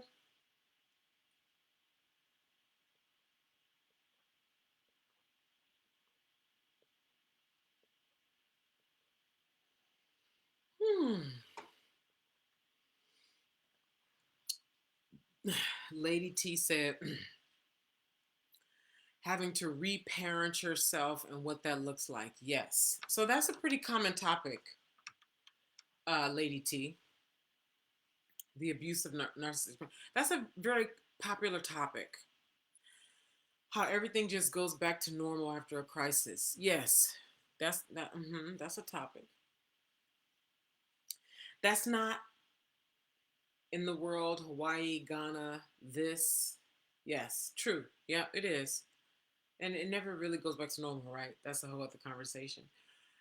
So these topics that you brought up, Nikki and Lady T, These are actually very openly, commonly discussed topics depending on what groups you're moving around in. Okay. So let me complete this because this brings me back to what single T no Lady T single T Lady T mentioned earlier about coaching being big now for Black women and how we were late to the party and how this relates to you guys don't even you guys are okay. How do I want to say this? um mm, so this is how I was gonna say it. Wait, let me ask a question versus just saying, do any of you feel behind in your womanhood? Do any of you feel behind in your womanhood? Do you feel like there's a development that should have already occurred in your way of being? Anna said yes. Somebody else said yes. Please get a profile photo. In some areas, yes. Kitty said yes. Yes, yes. Those came in quick. Savaya said yes and no. So the reason why I asked the question was because what I was gonna say was you all are so behind and you don't even know it. Now I know we like to be like, well, everything happens in time, and these things that we tell ourselves. This is my path, and everything is always happening for me right on time. And okay, hey, at that, if you prefer it that way, and that's right for you, so be it. Okay. And what I'm telling you is, earlier today I went live. Thank you for sharing the live. Thank you, thank you, thank you. Absolutely, I need to learn how to operate in my feminine. Amen. Yeah, thank you for following, Anna. Yeah, please share the live. Please, thank you very much. Share the live. Um, I went live earlier today, and I shared. Sometimes when I get passionate about certain topics, I come off more frustrated because there's a part of me that is frustrated. And what I'm frustrated about is, remember, I speak from having 12 years of experience in the industry. Okay. I speak from having seen enough to be able to be like, no, something's off. Like, and remember, I started noticing how we weren't around when I first came in, didn't say anything for some years. I remember going to a white coach's event, Suzanne Evans, as a matter of fact, going to her event in where I can't even remember. It was either like Florida or Vegas, somewhere. And I remember seeing more Black people than I had ever seen, and was excited about that. But there were never many, or even a number of Black folks who would sign up for her programs. And then it was in 2019, after I stopped running and hiding, and finally started to give myself over to this work, that I started to actively, deliberately pay attention to where are Black women doing high level spiritual work, spiritual week. Um, so, SMC, whoever you are, you can stay. And one, if you're not going to have a profile photo, please, okay. And if you're in the mood to be difficult and to say, create any kind of disturbance, uh, I invite you not to do that. Okay? So, Lady T, that's for everybody here, okay? And so we don't, this is social networks. If folks don't want to have a picture up, they can do that. And we don't engage with people who don't have profile photos up, okay? Whatever's their reason, I'm not concerned about the reason. To be here and to engage, you need a photo, okay? That's it. So when I started to actively and deliberately be like, where are we? Because now I was at this place of no. It's time for us to be out here. And this is when I started to realize that we were really just hanging out in our comfort zone. Okay. We were hanging out with people who look like us, like the woman who I asked years earlier, like, where are we? She was like, we just go where people who look like us go, even if those people don't know what they're doing, even if those people are not prospering. We just go where people who look like us go, where we feel like we can belong. And there's certain things that it's like you live in your world. Those of you listening to me right now, you live in your world, right?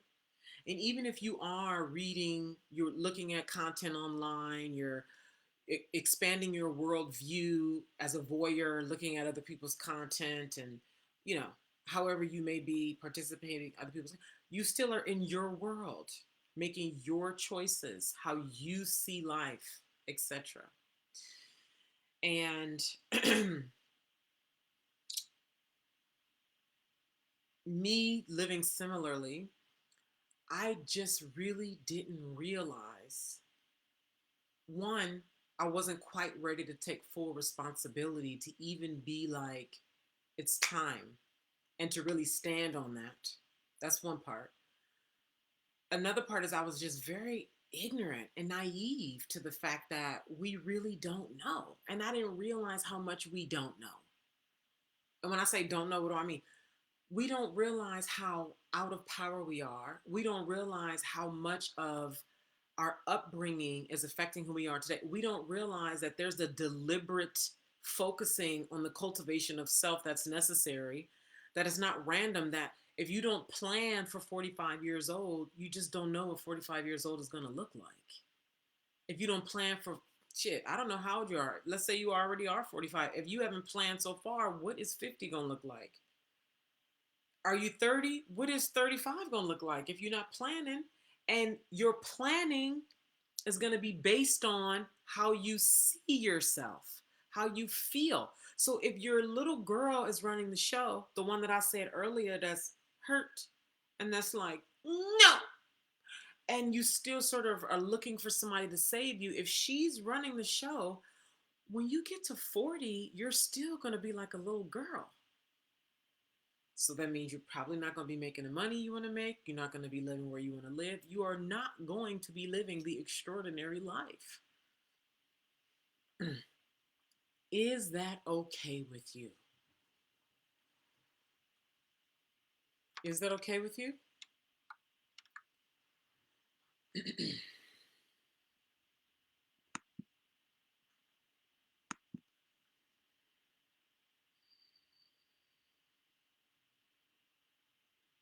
Farai said, there it is, upbringing matters tremendously.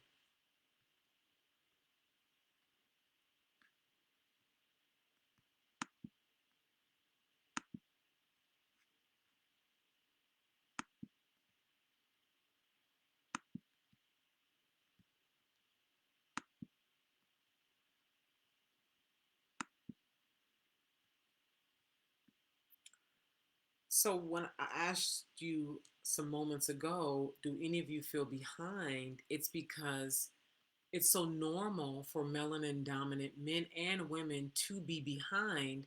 But because we're all behind, it's sort of like we don't really, it's okay because we're all behind.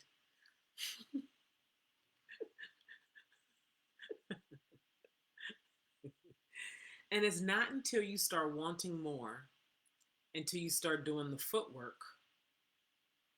I didn't even know. And I had been a coach for years. I didn't even know. So I know y'all don't know. Anna? Is it Anna? Like, what do you mean by little girl? Yeah, so you must have come later. Thank you for liking the live. The little girl in you that, for example, I shared the example of in the book Sacred Success, A Course in Financial Miracles. There was a conversation about this woman. She was like a client, and she was saying, well, maybe I don't want to grow up, because she was saying she wanted something in her life that was adult. It was either an increase in her career or something she said she wanted, and she was having a hard time getting it. and she went to go see either the author of this book, Barbara Stanny, or a therapist, somebody, and she realized in her sessions that there was a part of her that didn't want to grow up, and that she was now needed to look at if she was going to grow up so she could have this thing she wanted, which I think was her career. Don't quote me on this exactly, but when you read the book, you'll see what I'm talking about. And it was the topic of growing up, a woman growing up. And so, little girl is behavior of little girl, expecting somebody to save you, whether you realize that or not. No. And I gave the example of how over the weekend I felt, literally, I felt the tenderness of my own hurt. And it felt very much like a little girl being hurt. So it's a feeling, it's an experience. And it's also, when we start telling the truth, for those of us who are of age, let's say 35 and older, and there's certain mature things that we want, and for whatever reason we aren't able to create them, or we're slow to create them. And when I say slow, I mean, come on, right? It's like, I've been working on this thing for 3 years, and I know I could have did this 2.5 years ago. That kind of slow, okay? Yeah, so that's a whole other conversation too about the shadow. However, some conversation that I started to have earlier today when I went live was, we don't realize, and I love to hear what you guys have to say about this. Do you realize how deep you have to go in yourself? Like, regularly, focused. Listen, this is assuming you want an extraordinary life. If you don't want an extraordinary life, you can just whatever to what I'm talking about. But if you've been sitting here for over 30 minutes, I imagine you want an extraordinary life. Okay? By your definition of extraordinary.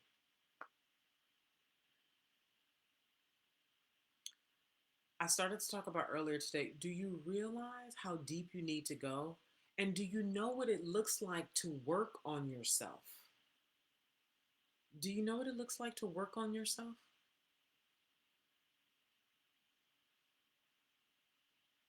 Bahira said, feeling like I'm working too hard, overstimulated stills the joy. Yeah, exactly.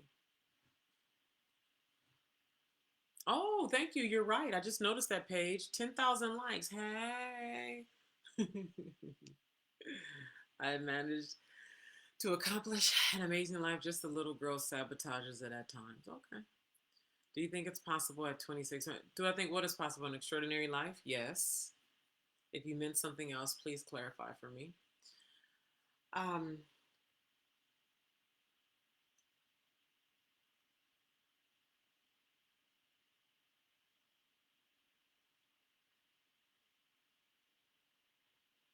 More questions. Are you aware of, have you experienced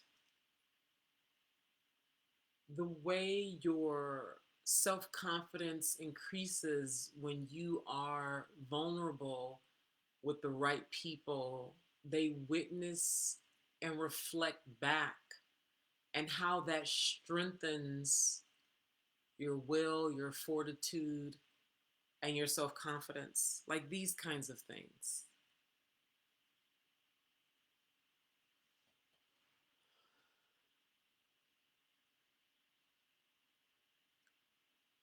Do you know what it's like to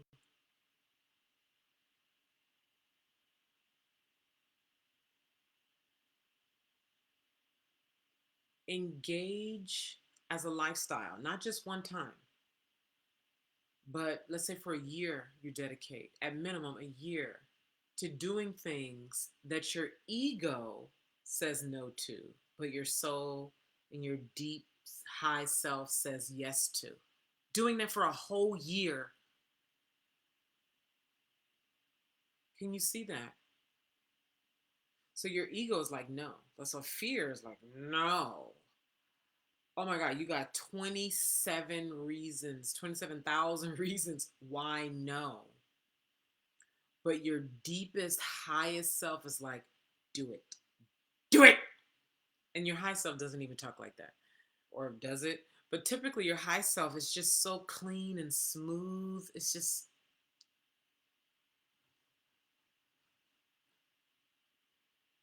but he would say, yes, I want to give him my all. So I say, though I am aware I need to heal the little girl inside me. Yes. And also, I want to listen at this. The little girl inside of you is super wonderful. Super wonderful. She's super wonderful. I want to make sure we don't get into these slippery slopes of shutting down the little girl and, the trickery. Okay? The little girl is fabulous. She may need some soothing, she may need some attention, right? Just keep in mind she's splendid. Okay? Childlike. Uh, and I said, I will now. But you said, do it. Yes, do it. Exactly. Do it. Nurturing. Yes. And then having guidance while you do it, being supported and loved while you do it, asking questions while you do it, having fun while you do it. This is what we're doing in women. This is what we're doing in women. Oh my God. And engaging in high level alchemy. I really, here, please listen at this.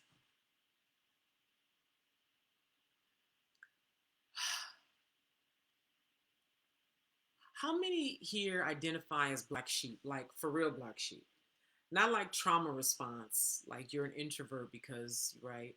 And it's fine if your stuff is trauma response. So this is not to make that a problem. I'm saying, who here has been a black sheep since they were children? Who here has been a black sheep since they were a child? You've always been different. You've always been the weird one, highly intuitive, who here? And if nobody, so be it. But I'm curious.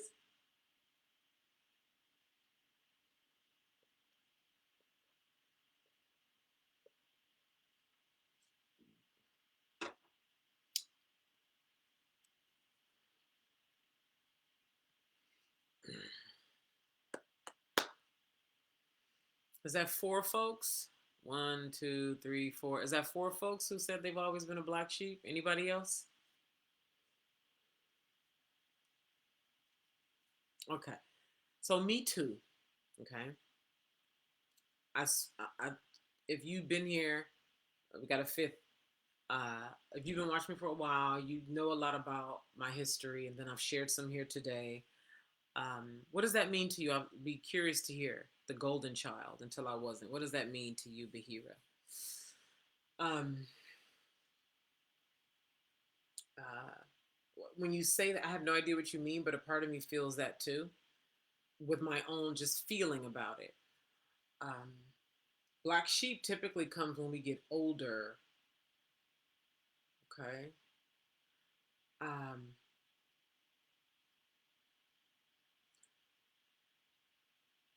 Friendship. Okay, let's talk about it in different kinds of relationship. Platonic friendship, whether it's with a man or a woman, and then sexual relationship, whether you're straight or not. Okay. So let's talk about this. And most of my adult life, and I'm going to talk about it in sexual relationship for now. Most of my adult life, uh, with men who I've had sexual relationship with, none of them knew me or wanted to know me. Or even if they knew me some, they didn't know how to be with me. Anybody here has dealt with the same thing? Or if you identify, so this is two different questions. So have you dealt with the same? The second question is, if you do identify with either golden child, like who was that Bahira said, or black sheep, have you, what has been your experience like being in romantic relationship, or even if it's not romantic, it's sexual? What has your relationship been like being a golden child or a black sheep in sexual relationship with man or woman, frankly? Yes and no. Always weird, but tried to conform but couldn't. Yes. So yes, it's the same thing. That would be, if you were, called crazy or ostracized or whatnot. That would be called black sheep. A lot of the things that make us unique when we're younger, we could be considered golden child, like when we're under 10. But typically, once we start our period, once we start to have a sexual look, okay, you have breasts, you start your period, puberty hits, you get in middle school, suddenly all the things that made you a bright golden child at 4 now make you a demon, okay? So, Hope said, I identify. Mary said, the mother. I don't know Mormon life. I know a woman who's talked to me a little bit about Mormon life, but um, mm, it was a, she hated it. I just remember her hating it. Yeah, very conservative. She hated it. She became such a rebel.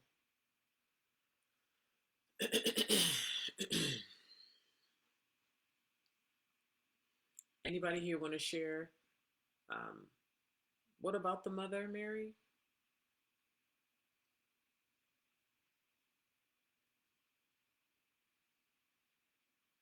The reason why I ask is because the development, I felt like there was another piece there associated with that. Well, there are always a bunch of pieces, but the becoming a woman, this is what I'm excited about for us, and the alchemy we'll be doing, the games we'll be playing. And then when we really take it to the friendship level, right? Because there are women who are going to come and go and da da da. And then there are women who are really going to cultivate relationships. And we're going to travel together. We're going to end up in Italy together. You notice I keep mentioning Italy because that's where I plan to have a home. That's where I plan to spend a lot of the rest of my life. And so we'll be doing all kinds of things there in time. Um, but there's a relationship, there's such a sweet, honest, mature, loose relationship that's available for us that you know, I know a lot of people, right? But there's a kind of quality amongst likeness, right? Because right now you hang out with people who are not of your likeness, but there's a certain quality of connection that is also linked to what I said earlier about when enough of the right melanin dominant women come into true submission into work that they are here to do, the restoration of what we keep saying we want to see out in the world, the restoration of everything, you know, hunger and just humanity, just restoring humanity to its right mind at a heart level. Okay. A lot of a significant part of that happens when we are in relationship with each other. We do not have the skill of being in relationship with each other, and that's another one of the things that I look forward to us cultivating inside of women. I'll speak for myself. I am so used to dealing with people but not dealing with people. Yeah, I know what I mean when I say that, right? Dealing with people out of necessity, dealing with people because I'm running a business, dealing with people because I do want to serve people, dealing with people because I have so much to give, um, uh, dealing with people because they're your family, dealing with people because this is your job, dealing with people, right? But then it's being with your likeness. And when you're so used to dealing with people just because you have to deal with people, there's a way that you actually don't know how to be with people genuinely, sincerely, in a way that's nourishing and restorative and mature, especially when you still have your little girl running the show. You guys are going to be doing some high level work for $99 a month. That's why I need help to get the numbers in here. This needs to make sense financially also, because we need to be able to market this. I need to be able to put heavy money into ads. I want to be able to pay referrals for those of you who bring people in. Like, this needs to be a robust thing. Who is going to join me in changing the world for real? Let me be clear. This is not on some old change the world, workhorse, beaches, kill yourself. No, When I say change the world, I mean you coming into your power, cultivating your relationship with this woman in the community and this woman in the community. I mean restoring the world by you coming into your power, connecting, allowing who you be to influence humanity. This is how we change the world. I'm not on that workhorse work, go do shit, go change the world. This world you change. Okay? Yourself. And like I said, and I've always said, we teach people by who we be. When you talking to old girl at Target, when you talking to old boy at Starbucks, when you're working with a client, when you're writing content for your videos, when you're dealing with your mom, when you're raising your kids, when you're sitting next to this woman on this flight that you're taking from Atlanta to New York. All of that is you teaching humanity because they're learning by interacting with you.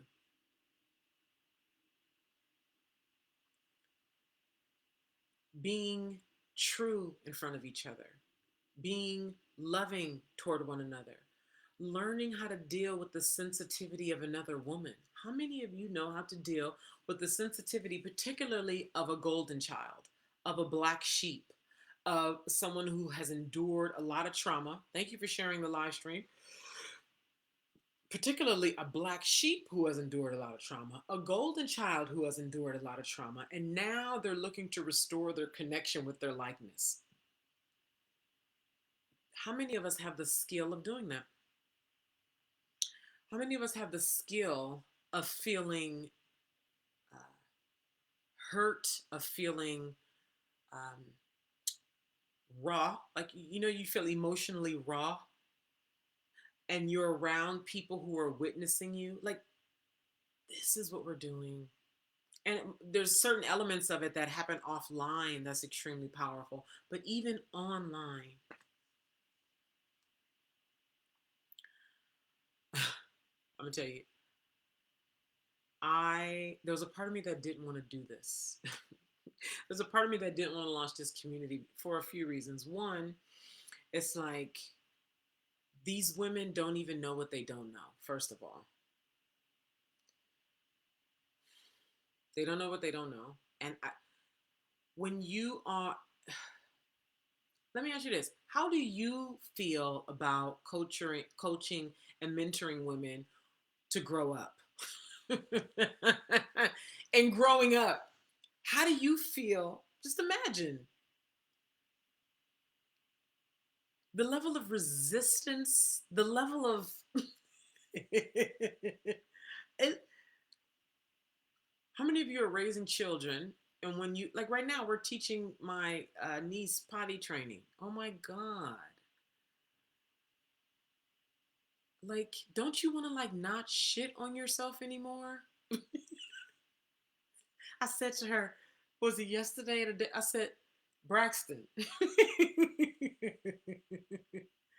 So I say that to you metaphorically with your own emotions, not making the money you want, not having the visibility, being seen the way you want, not being able to command the way you want. Like, don't you want to stop shitting on yourself?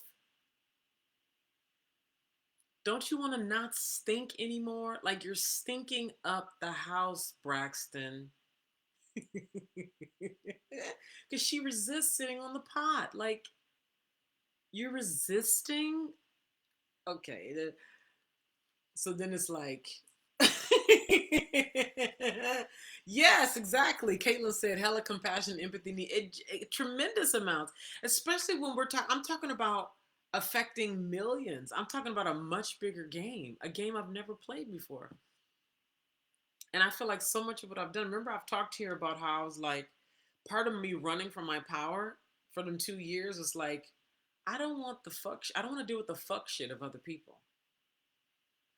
I don't want the responsibility. I don't want um, the language I used in 2019 was I don't want to deal with the devil and his concubines. I don't want to deal with the devil and his concubines. So now I'm going to link it back to a true calling. Yes, you're going to feel like, I don't want to be bothered. Why me? Like, why though? Why? Anybody feel like that about their call? Why me? I want to know. Does anybody here have a calling that they feel that way about? Why me?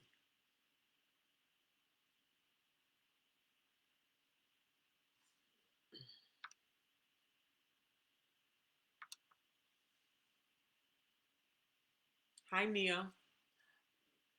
And to answer anyone here who's like, yes, I want in on woman, there's a link in my bio. You click it and then click woman wait list. Put yourself on the wait list. The fee is $99 a month to be in the community. You're not going to pay the fee when you put in your email, but you will when you come to the info session and the connection that we're going to have on Zoom to prepare us to start gathering in April, so next month.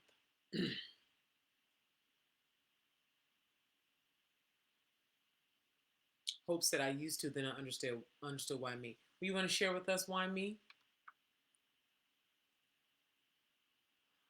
Yes, Santana. Hey, welcome back, Santana. Yes, it wouldn't leave me alone. That's it right there. My visible my visible mend said I wanted to be big until I just wanted peace, and now I realize I Did you have a moment or a week or some months of like, fuck, fuck.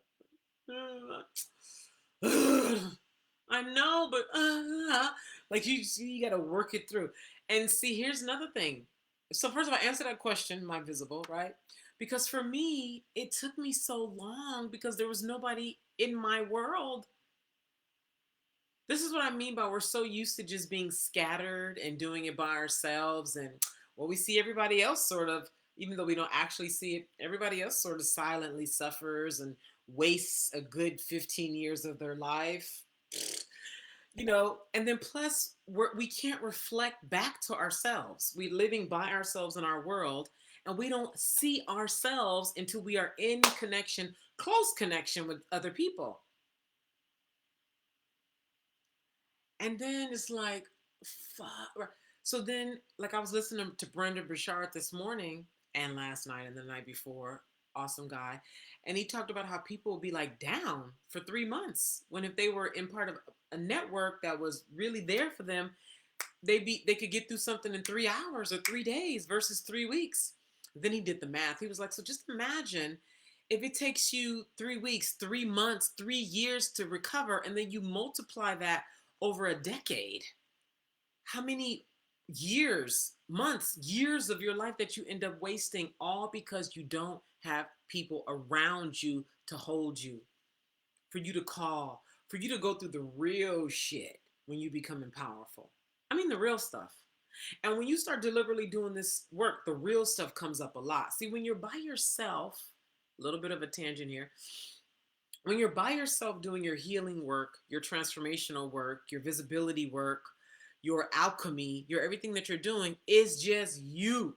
So there's a way that you hold yourself in the way that you're familiar and comfortable and willing to hold yourself. And you pace yourself a certain way because there's no real accountability. It's just you.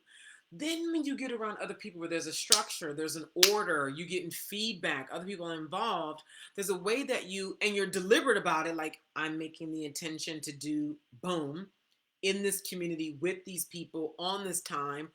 What you would normally do sort of casually, it has a different level of seriousness. Then it starts to speed up. Then you start to see how much you need people. And because you actually have people, you let yourself move at a faster pace. And it's not even necessarily fast. It's just because you're willing, things start to happen more fast and you don't put the brakes because it's just you and it feels overwhelming and nah, and then you collapse under the weight of your own transformation.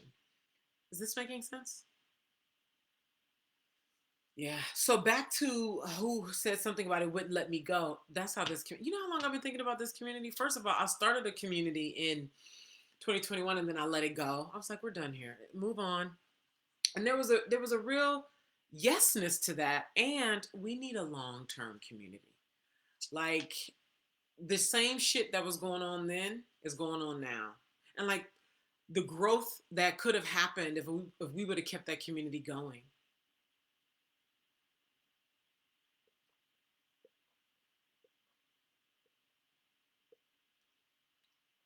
Right? Didn't you have someone to talk to? And listen at this, somebody to cry to, somebody to fall apart with, somebody who there's something that you want to talk about, you scared to talk about, and because you are of likeness, they say it, that brings you instant relief. And this flood of material that's been sitting, sort of lingering, not willing to even expose itself to you, finally comes out because you're in conversation with your likeness. This is what I mean. Put yourself on the wait list for women. Wait list for women. Wait list for women. Any questions or comments before I go? I'm asking myself that too. Any questions or comments before I go? So I put on some perfume and I get itchy when I wear certain perfume. You know what I noticed? The cheaper a perfume is, the more likely I am to itch. I have a perfume that I paid $300 for. I love it, and I never itch when I wear it. But when I wear even if I wear $150 perfume, I be itching. So I got to be careful where I spray, and I like spray right here, like spray right here. You know. Okay, hold on. I missed some stuff. Uh, I realized last week being around my parents how much more work I have by being close. Yeah. I, it, you're not alone with that, Bahira. Being around blood, um, or any situation where um,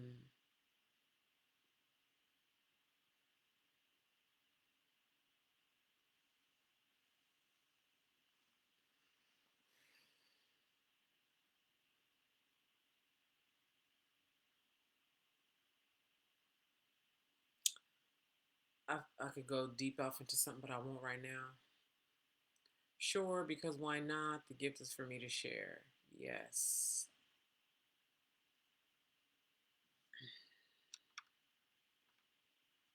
Yeah.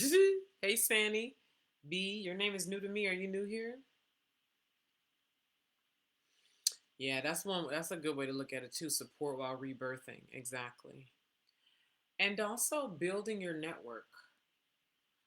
Um, how old are you all in here? If you don't mind sharing, put your age here. And have you thought about who's going to be your friend in 5 years, 10 years, 15 years, 20 years? Is it important for you to have friends? Do you believe in friendship truly? Do you believe in cultivating a friendship? Do you believe in being a good friend for another woman who also wants to be a good friend, who you guys are of like, you two are of likeness? Santa said, I can't even imagine what it's like to be held by a community of women and rising into my power. You see? I'm telling y'all, this is the norm for most of us. This is the norm. We be behind and don't even know it. Like, not really. Not in a way where we're frustrated because it's like your life is on hold. There's a way that you're not even growing. There's a way that, and listen again, I'm talking about women of purpose. Like any woman who wants to come into her power can come in. But this group is really dedicated to women who want to be public facing, who want to live extraordinary lives. By your definition of extraordinary. When I'm talking about extraordinary for me, I'm talking about being able to impact millions of lives, being able to serve hundreds of thousands of people in closer ways. I'm talking about a chateau where it becomes a beacon for the world. I'm talking about team support. I'm talking about being, public facing on my terms. And I'm soft around my terms because life's terms, I'm with that. Um, I'm talking about me being exquisitely taken care of and being able to exquisitely take care of the people that I love. That's extraordinary to me. What's extraordinary to you? What is an extraordinary life to you here? And I see your age. Neil said, haven't thought about it, never really had to chance to, but I want to desperately. Never had the chance to what? Hope hope is gorgeous. Yes, absolutely. 35. Okay, yeah. Excuse me. Um, I've seen how much work I've done since leaving my family and hometown 20 years ago. When I come back, exactly. Oh Lord, you see so much. Yeah, so see y'all up there. And what I talked about this earlier when I was live. I said I need women who want to work closely with me to develop themselves so that they can then too be teachers, right? Because not everybody is meant to be an explicit teacher, if you will, like creating content, teaching groups of people, bringing on clients and students and things. Not everybody wants that, is built for that. So fine. And then there are women who are desiring of that, who are called to do that, who are built for that. And so those of you who are called and built that way, and you feel right, that this is over here, I want to work with another subset of you to develop yourselves. And our relationship working together is a crucible. Does that make sense? Our relationship is a crucible. Do you know what a crucible is? Maybe somebody can look it up and type it in the chat here so everybody can see what a crucible is. Your relationship becomes the crucible for your development. And that's how you refine your womanhood, your teacherhood, your humanhood, okay, and everything about yourself, um, that that you want to cultivate and transform, and everything that you don't know about yourself that needs cultivation and transformation gets to happen because we are iron sharpening iron. We are reflecting, witnessing, and we're in a deliberate, intentional relationship that acts as the crucible for that alchemical transformation. Does that make sense? I also want that and need that. I cannot be the only one that's teaching, that's embodied, that's public facing. No, it's not even meant to be like that. Like, part of the reason why I have been being called to facilitate this group for years is because there's a teaching for me to teach, for then those teachers to teach. Doesn't it bother y'all? Okay, this is a two part. This is two parts right here. There's is it anger, rage?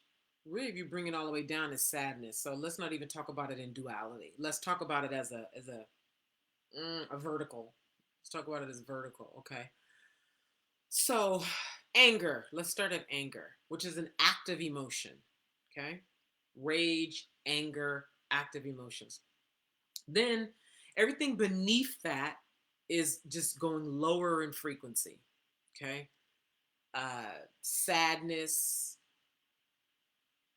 fill in the blank, and then at the very bottom of that thing, I think, is shame. I think at the very bottom of that thing is shame. If we just look at the vibrational chart, there's a chart somebody made that showed the different vibrations. Love was at the top, anger, rage was in the middle, because those are active. That's where it starts to get active. Okay, and there's joy and um, gratitude and what else? Togetherness, all that. And then at the top is love. And then everything at the bottom is dense depression, sadness, fear, shame. All that is down. So that's the chart of frequencies. But then in the esoteric world and the alchemical world, when we go deeper, where it gets black, we start to find how all of these can even exist, right? The whole sequence. Deep down in there is desire. Okay. That when you have a desire and you're clean, so the purification, boy, you just are a bright thing that magnetizes. When you have a desire, but you push it down with shame, anger, resentment, hate, all of that. Mm-mm. Then it festers and all of that stuff amplifies on top of it because underneath it is desire. So only reason why I just said all that is to take it from, I was going to say duality, the love hate, when it's not duality like that, depending on your uh, level of embodiment. There I go. Okay. So, um, am I the only one who looks out at the world and I'm like, how on earth did melanin dominant folks let this happen? Am I the only one?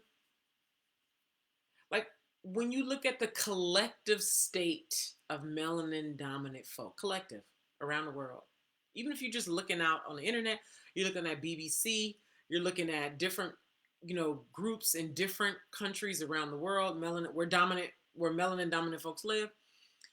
And we just look at how it's so normal for us to feel inferior, where the level of lack of power we have in Africa, the way we are, you know, globally treated. Like, does anybody else look at this and be like, how did we let this happen? Am I the only one who feels like this? Hi, Dr. Christiana. You're back. Hey.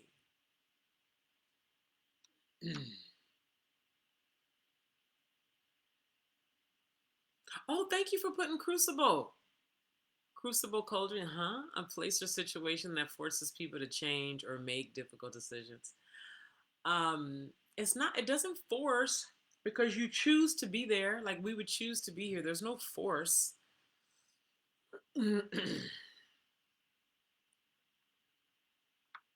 Thank you for the rose, Abdi Mahad. I'm not surprised. Patriarch did a real number on us. I'm from Africa and feel what you're saying. That's what Google said. Okay. Oh, so what you put is what Google said? Let me see that. Place a situation that forces people to change or make difficult decisions. Okay. All right. I can. All right. That looked like a Google response. But there's definitely no force. We would choose. Everybody who'd be here would choose. My parents were born and raised in Africa. What you're saying is true. I bring that up to say that, no, remember, I've seen the lies since I was a teenager. Okay. It blows my mind. It blows my mind, blows, that melanin dominant folk worldwide, so many of us feel inferior. So many of us agree with inferiority. It blows my mind that um, the forces that run Africa can run it. It blows my mind. It blows my mind that everywhere around the world, except for places where we not fucking around, which I don't know, where would we say? Jamaica? I don't know, um, different Caribbean islands, but right, you know what I mean? That I know who Haiti. I was thinking Haiti too. Haiti, like, and here, a much more interesting direction for me. I have such a love,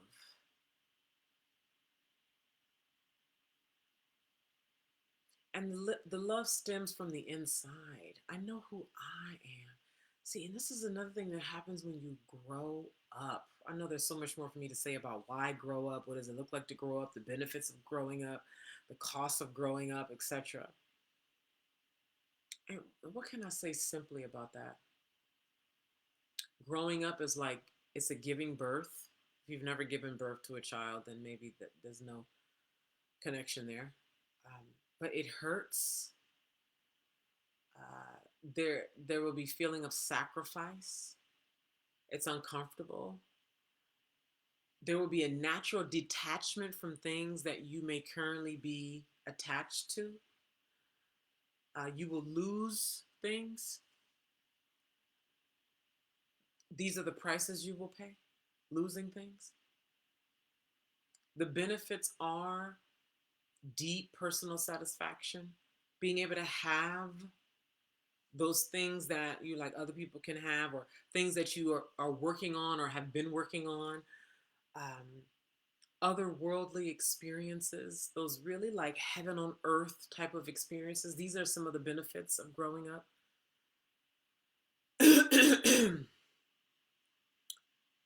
And this love that I'm talking about, people be lying, or it's not. The lie is not a deliberate lie, though. It's like literally people don't really know. I really realize people don't know, and they don't know that they don't know. It's like, do you understand? Like, if you loved yourself and really grown up, you would be moving completely different. You would be anything that you see getting in your way, including you would deal with it. It's like, anyway, so what is a big driver for me? I have an image in my mind, many images in my mind of heaven on earth. The connection that I talked about earlier in the relationships, there's a creation that comes out of those relationships. There's in the connection where we're not just around each other because we have to, or it's our job, or whatever. We choose to be around each other, and there's an intimacy, an expression of self that you've never experienced before, that you get to have for potentially the first time in your life. And in that, there's an energy sharing that then creates wonderful things. You've heard me talk about doing dope ass shit together.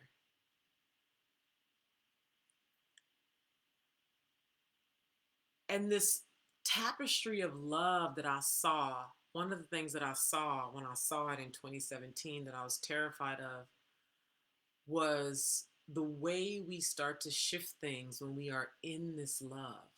This is happening. This is absolutely happening. This is not fairy tale novel shit. This shit is real. And it takes skill, and it takes deliberate intent, and it takes a pure heart, and it takes a wicked ass will too, bitch. Like full, true, primal power. And we all have it. We're scared of it. And we just need the right environment to cultivate it, embody it, wield it with each other. Like, and learning the skill of confrontation. We're so underdeveloped. We don't even, in theory, we think we're so wonderful. In theory, we think we're so mature and healed, and it was just, we're underdeveloped. And woman, with your commitment, you will develop. You and your likeness. Know myself says one of my favorite mantras, you don't know what you don't know. Yeah, and that's all of us too. You know? So much love, so much love. Oh, I'm just about ready to close here, unless somebody has a question or something they want me to elaborate on.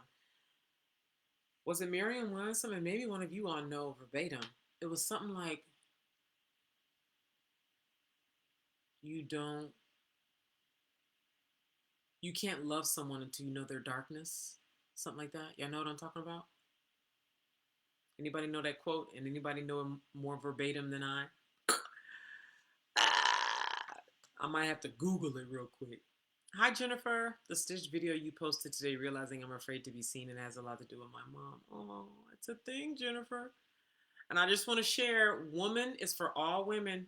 Woman is for all women. I had a woman message me about Shadow Gold and the community for Shadow Gold, and she didn't want to sign up because I told her it was diverse and that all women were welcome.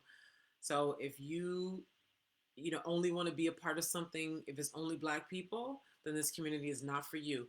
Melanin dominant men and women are meant to usher and steward humanity. Whether you deliberately agree with that, whether you act like it, that's on you. I'm telling you, that's our assignment on this earth, to steward humanity. We are the mothers and the fathers, and you accept your role or you reject it. That's on you. Okay? This community over here, we will learn to coexist. Non-melanin dominant people will learn by being in an environment with you. And the skill, the emotional skill that's required, you will develop here. You're going to stay or you're going to go. It's always up to you. That's how this life thing works. But the love is here. The skill building is here. The frequency is here inside of woman, or frankly, anything that you're a part of, to develop you and becoming the woman you need so you can live an extraordinary life. You teach humanity by your way of being.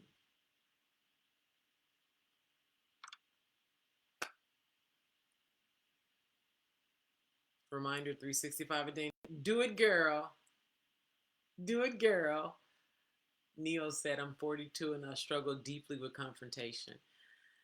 Yeah, and an aggressive, you know, uh, energy associated with it, does it? Confrontation, and it doesn't have to be so confrontational. It doesn't have to be like that. It could really just be asking the question that needs to be asked, because the truth to that answer is going to take you to the next level, like that. Zantana, Zantana art. Yes. What's the balance between shadow work versus creating the new vision? So there isn't a versus. They work in tandem. So I think there's another question you're asking here. Like how does that work? That's more so what I think you're asking. How does that work? Shadow work versus creating a new vision.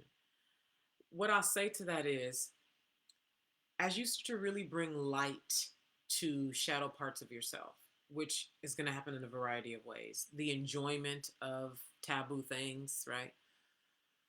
That's one way to engage in shadow work. Um, uh, Lots of admission, lots of approval. What I find is all of that is alchemical and purifying. As you do that, the vision, the real vision, really starts to show itself to you, because I think plenty of you already have a vision of some sort. And then the more you clarify, the vision clarifies. I found for myself, the more murky I am, the more murky the vision is. And the more I clean up, the more the vision cleans up. So that's how that will work. You don't love yourself in love. You have faced your demons. Something like that, Anna. Let me see real quick about. I'm gonna see real quick.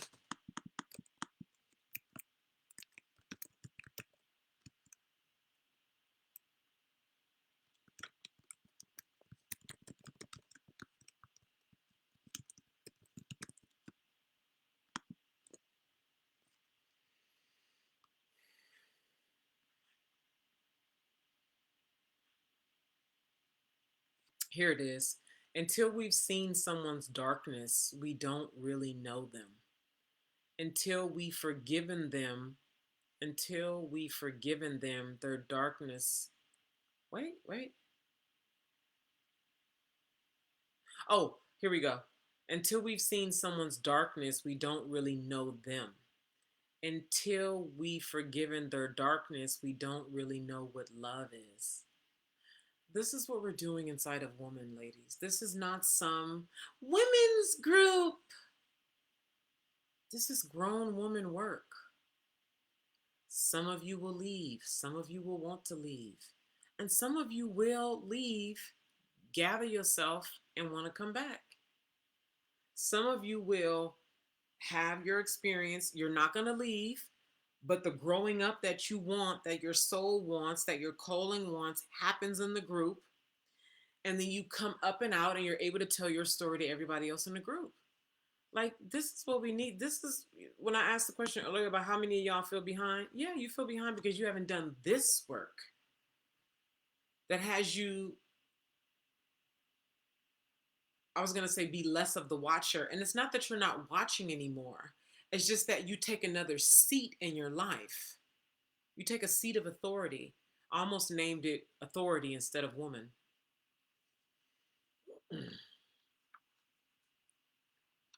Neil said it does. So when it happens, I go overboard. What are you talking about?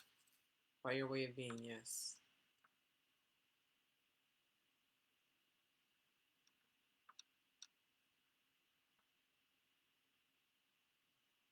I will be 45 March 26th. That hit my throat chakra when you read that. Word up. I'm glad. Jennifer said, I'm afraid. I'm afraid of my voice even being heard, like it doesn't matter to anyone, so why talk?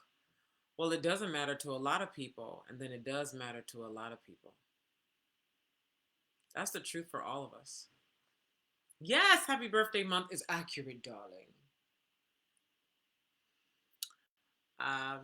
So who here has read? It's not even much to read, but who here is already feeling like woman is for them? If you are pretty new here, I've already shared to express your interest in woman, which is $99 a month. Okay, $99 a month to express your interest in this community that I've been talking about. You go to the link in my bio. There are 5 options, I think, there. You click the second one that says Woman Waitlist. Woman Waitlist. And that's how you express your interest. And then we're going to have a gathering, an info session, and connection. And there's an application process. So even paying the initial payment of $99 does not guarantee admission. There is an application process that will come with it. I probably should have put that application on the wait list. Matter of fact, I will. No, I won't do it that way. Anyway, so this is the beginning stages. Lots of change and all that will happen. But who already is feeling like this is for them and they feel like they want to start gathering online in April? Thank you, Nisha. Hi. Yep, I'm an Aries. Thank you for following Joy. Santana, all right. I already signed up with your email. Neil said me for sure. Right on. Who else? Thank you for liking the live. We got 13,000 likes. Word up. Super cool. And again, I need help. I'm not going to be the primary person running this. I will be there once a month, particularly for our gatherings on Zoom. And of course, I'll be around, but I need folks who are going to help me run this. I'm looking for this thing to grow. I'm looking for it to be associated with Women Gods Gather. You guys have been hearing me talk about Women Gods Gather, which our first gathering is in Atlanta this weekend. Can you believe it?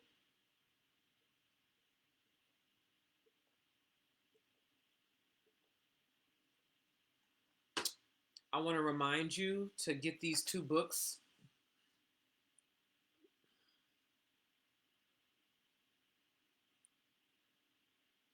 Go ahead and screenshot that.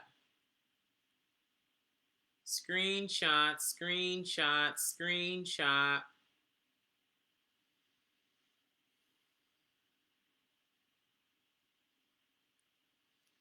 And then the second book that I mentioned, if you expect to develop a healthy relationship with money, is Barbara Stanny's author, is the author. The name of the book is called Sacred Success, A Course in Financial Miracles. Sacred Success, A Course in Financial Miracles. And the author's name is Barbara Stanny. And someone said here earlier that that book is for free right now on Audible. Okay. Ooh, excuse me.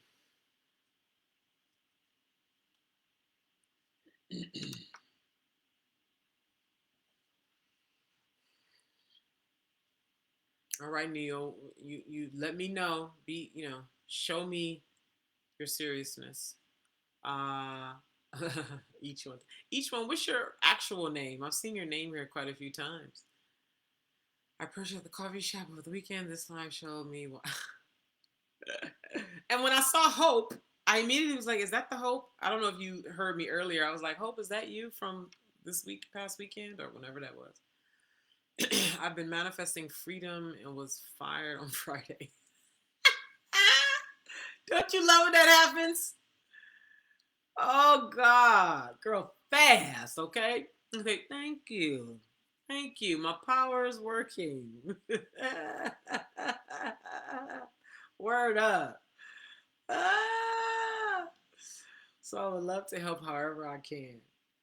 Yeah. Let's listen. It's going to work the perfect way, however it works. So you lean in.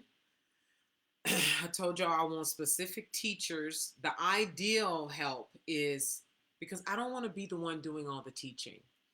People need to hear other people's experience. They need to hear you teaching. They need to hear you growing. Like, you ever heard you want to teach what you want to know? You ever heard that? You want to teach what you want to know.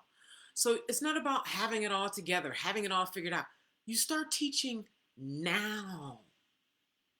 So I want, for those of you who want to come in and work with me more closely, there is a fee for that. So you develop your presence on camera.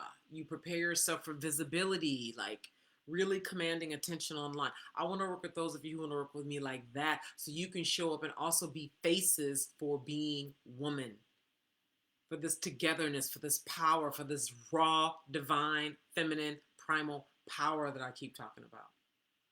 It is so time. My God, it is so time.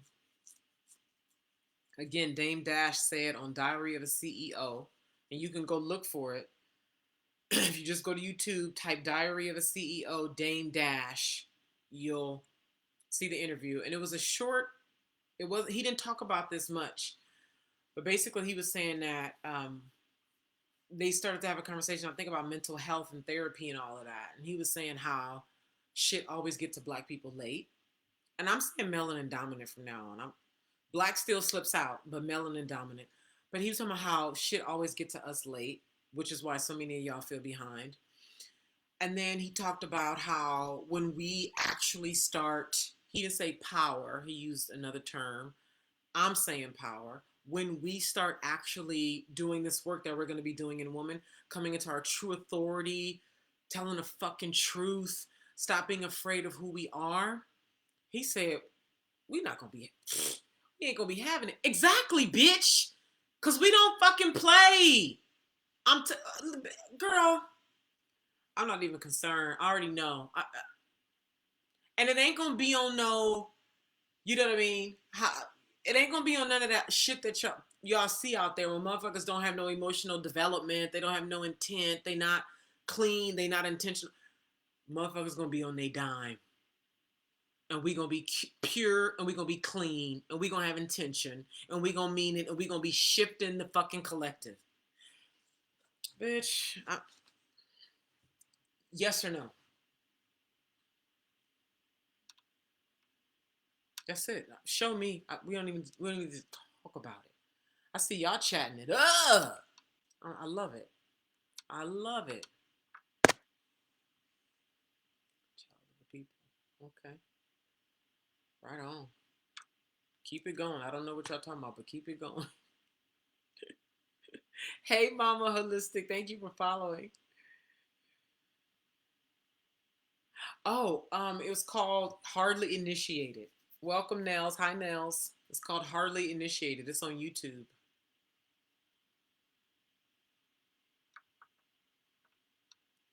And I think Damon is Damon. I don't think there's an I in Damon Dash.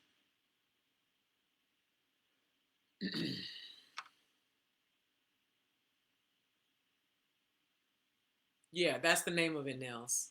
About the children. Uh-huh. Yeah, it's called. Oh, that particular one, I don't know. How did I even come across that clip? I don't even recall where I got that clip from. I might have got it from TikTok. But I don't know the name of that episode. But if you just go to YouTube and go to Hardly Initiated, maybe you can see her face on the thumbnail, you know, the speaker who said that. Yeah, and it's initiated with a D, by the way. Hardly Initiated. Yeah. Thank you for the roses. Yeah, that was good. You see, I stitched it, honey. And that wasn't even an official stitch, but it was like a stitch. But I have another video I'm a stitch. I'm excited to share that too. Ah, right? I've done that so many times. Oh my God. You ever be distracting yourself with something and you know you're distracting yourself with something?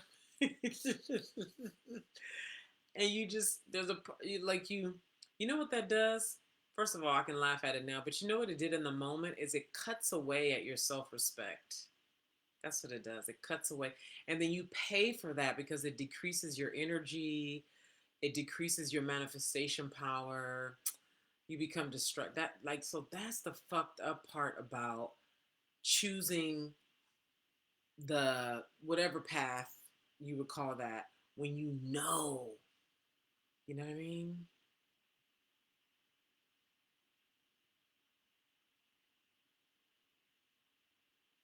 Yes, yes, yes. I caught your drift. All right, ladies, I'm out of here. Thank you so much for being here. Um, Me having a steady time doesn't seem to matter. I had a steady time for months, but I'll be back for sure. I thought about having a steady time for the rest of the month, but it doesn't seem to matter much. I like this organicness.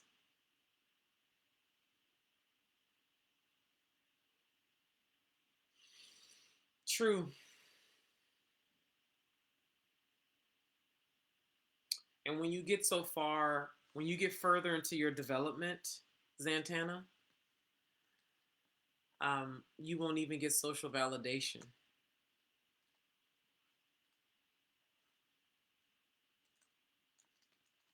Thank you, Jennifer. Thank you for following Nails. Thank you, everybody. Thank you for sharing. Thank you for following. Thank you for getting us to 14,400 likes. Thank you, thank you, thank you, thank you, thank you, thank you, thank you. Thank you, thank you, thank you, thank you, thank you. Thank you, thank you, thank you. Hey, UK.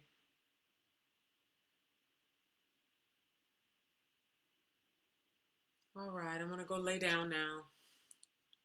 Mwah. Good night, you all. See you soon.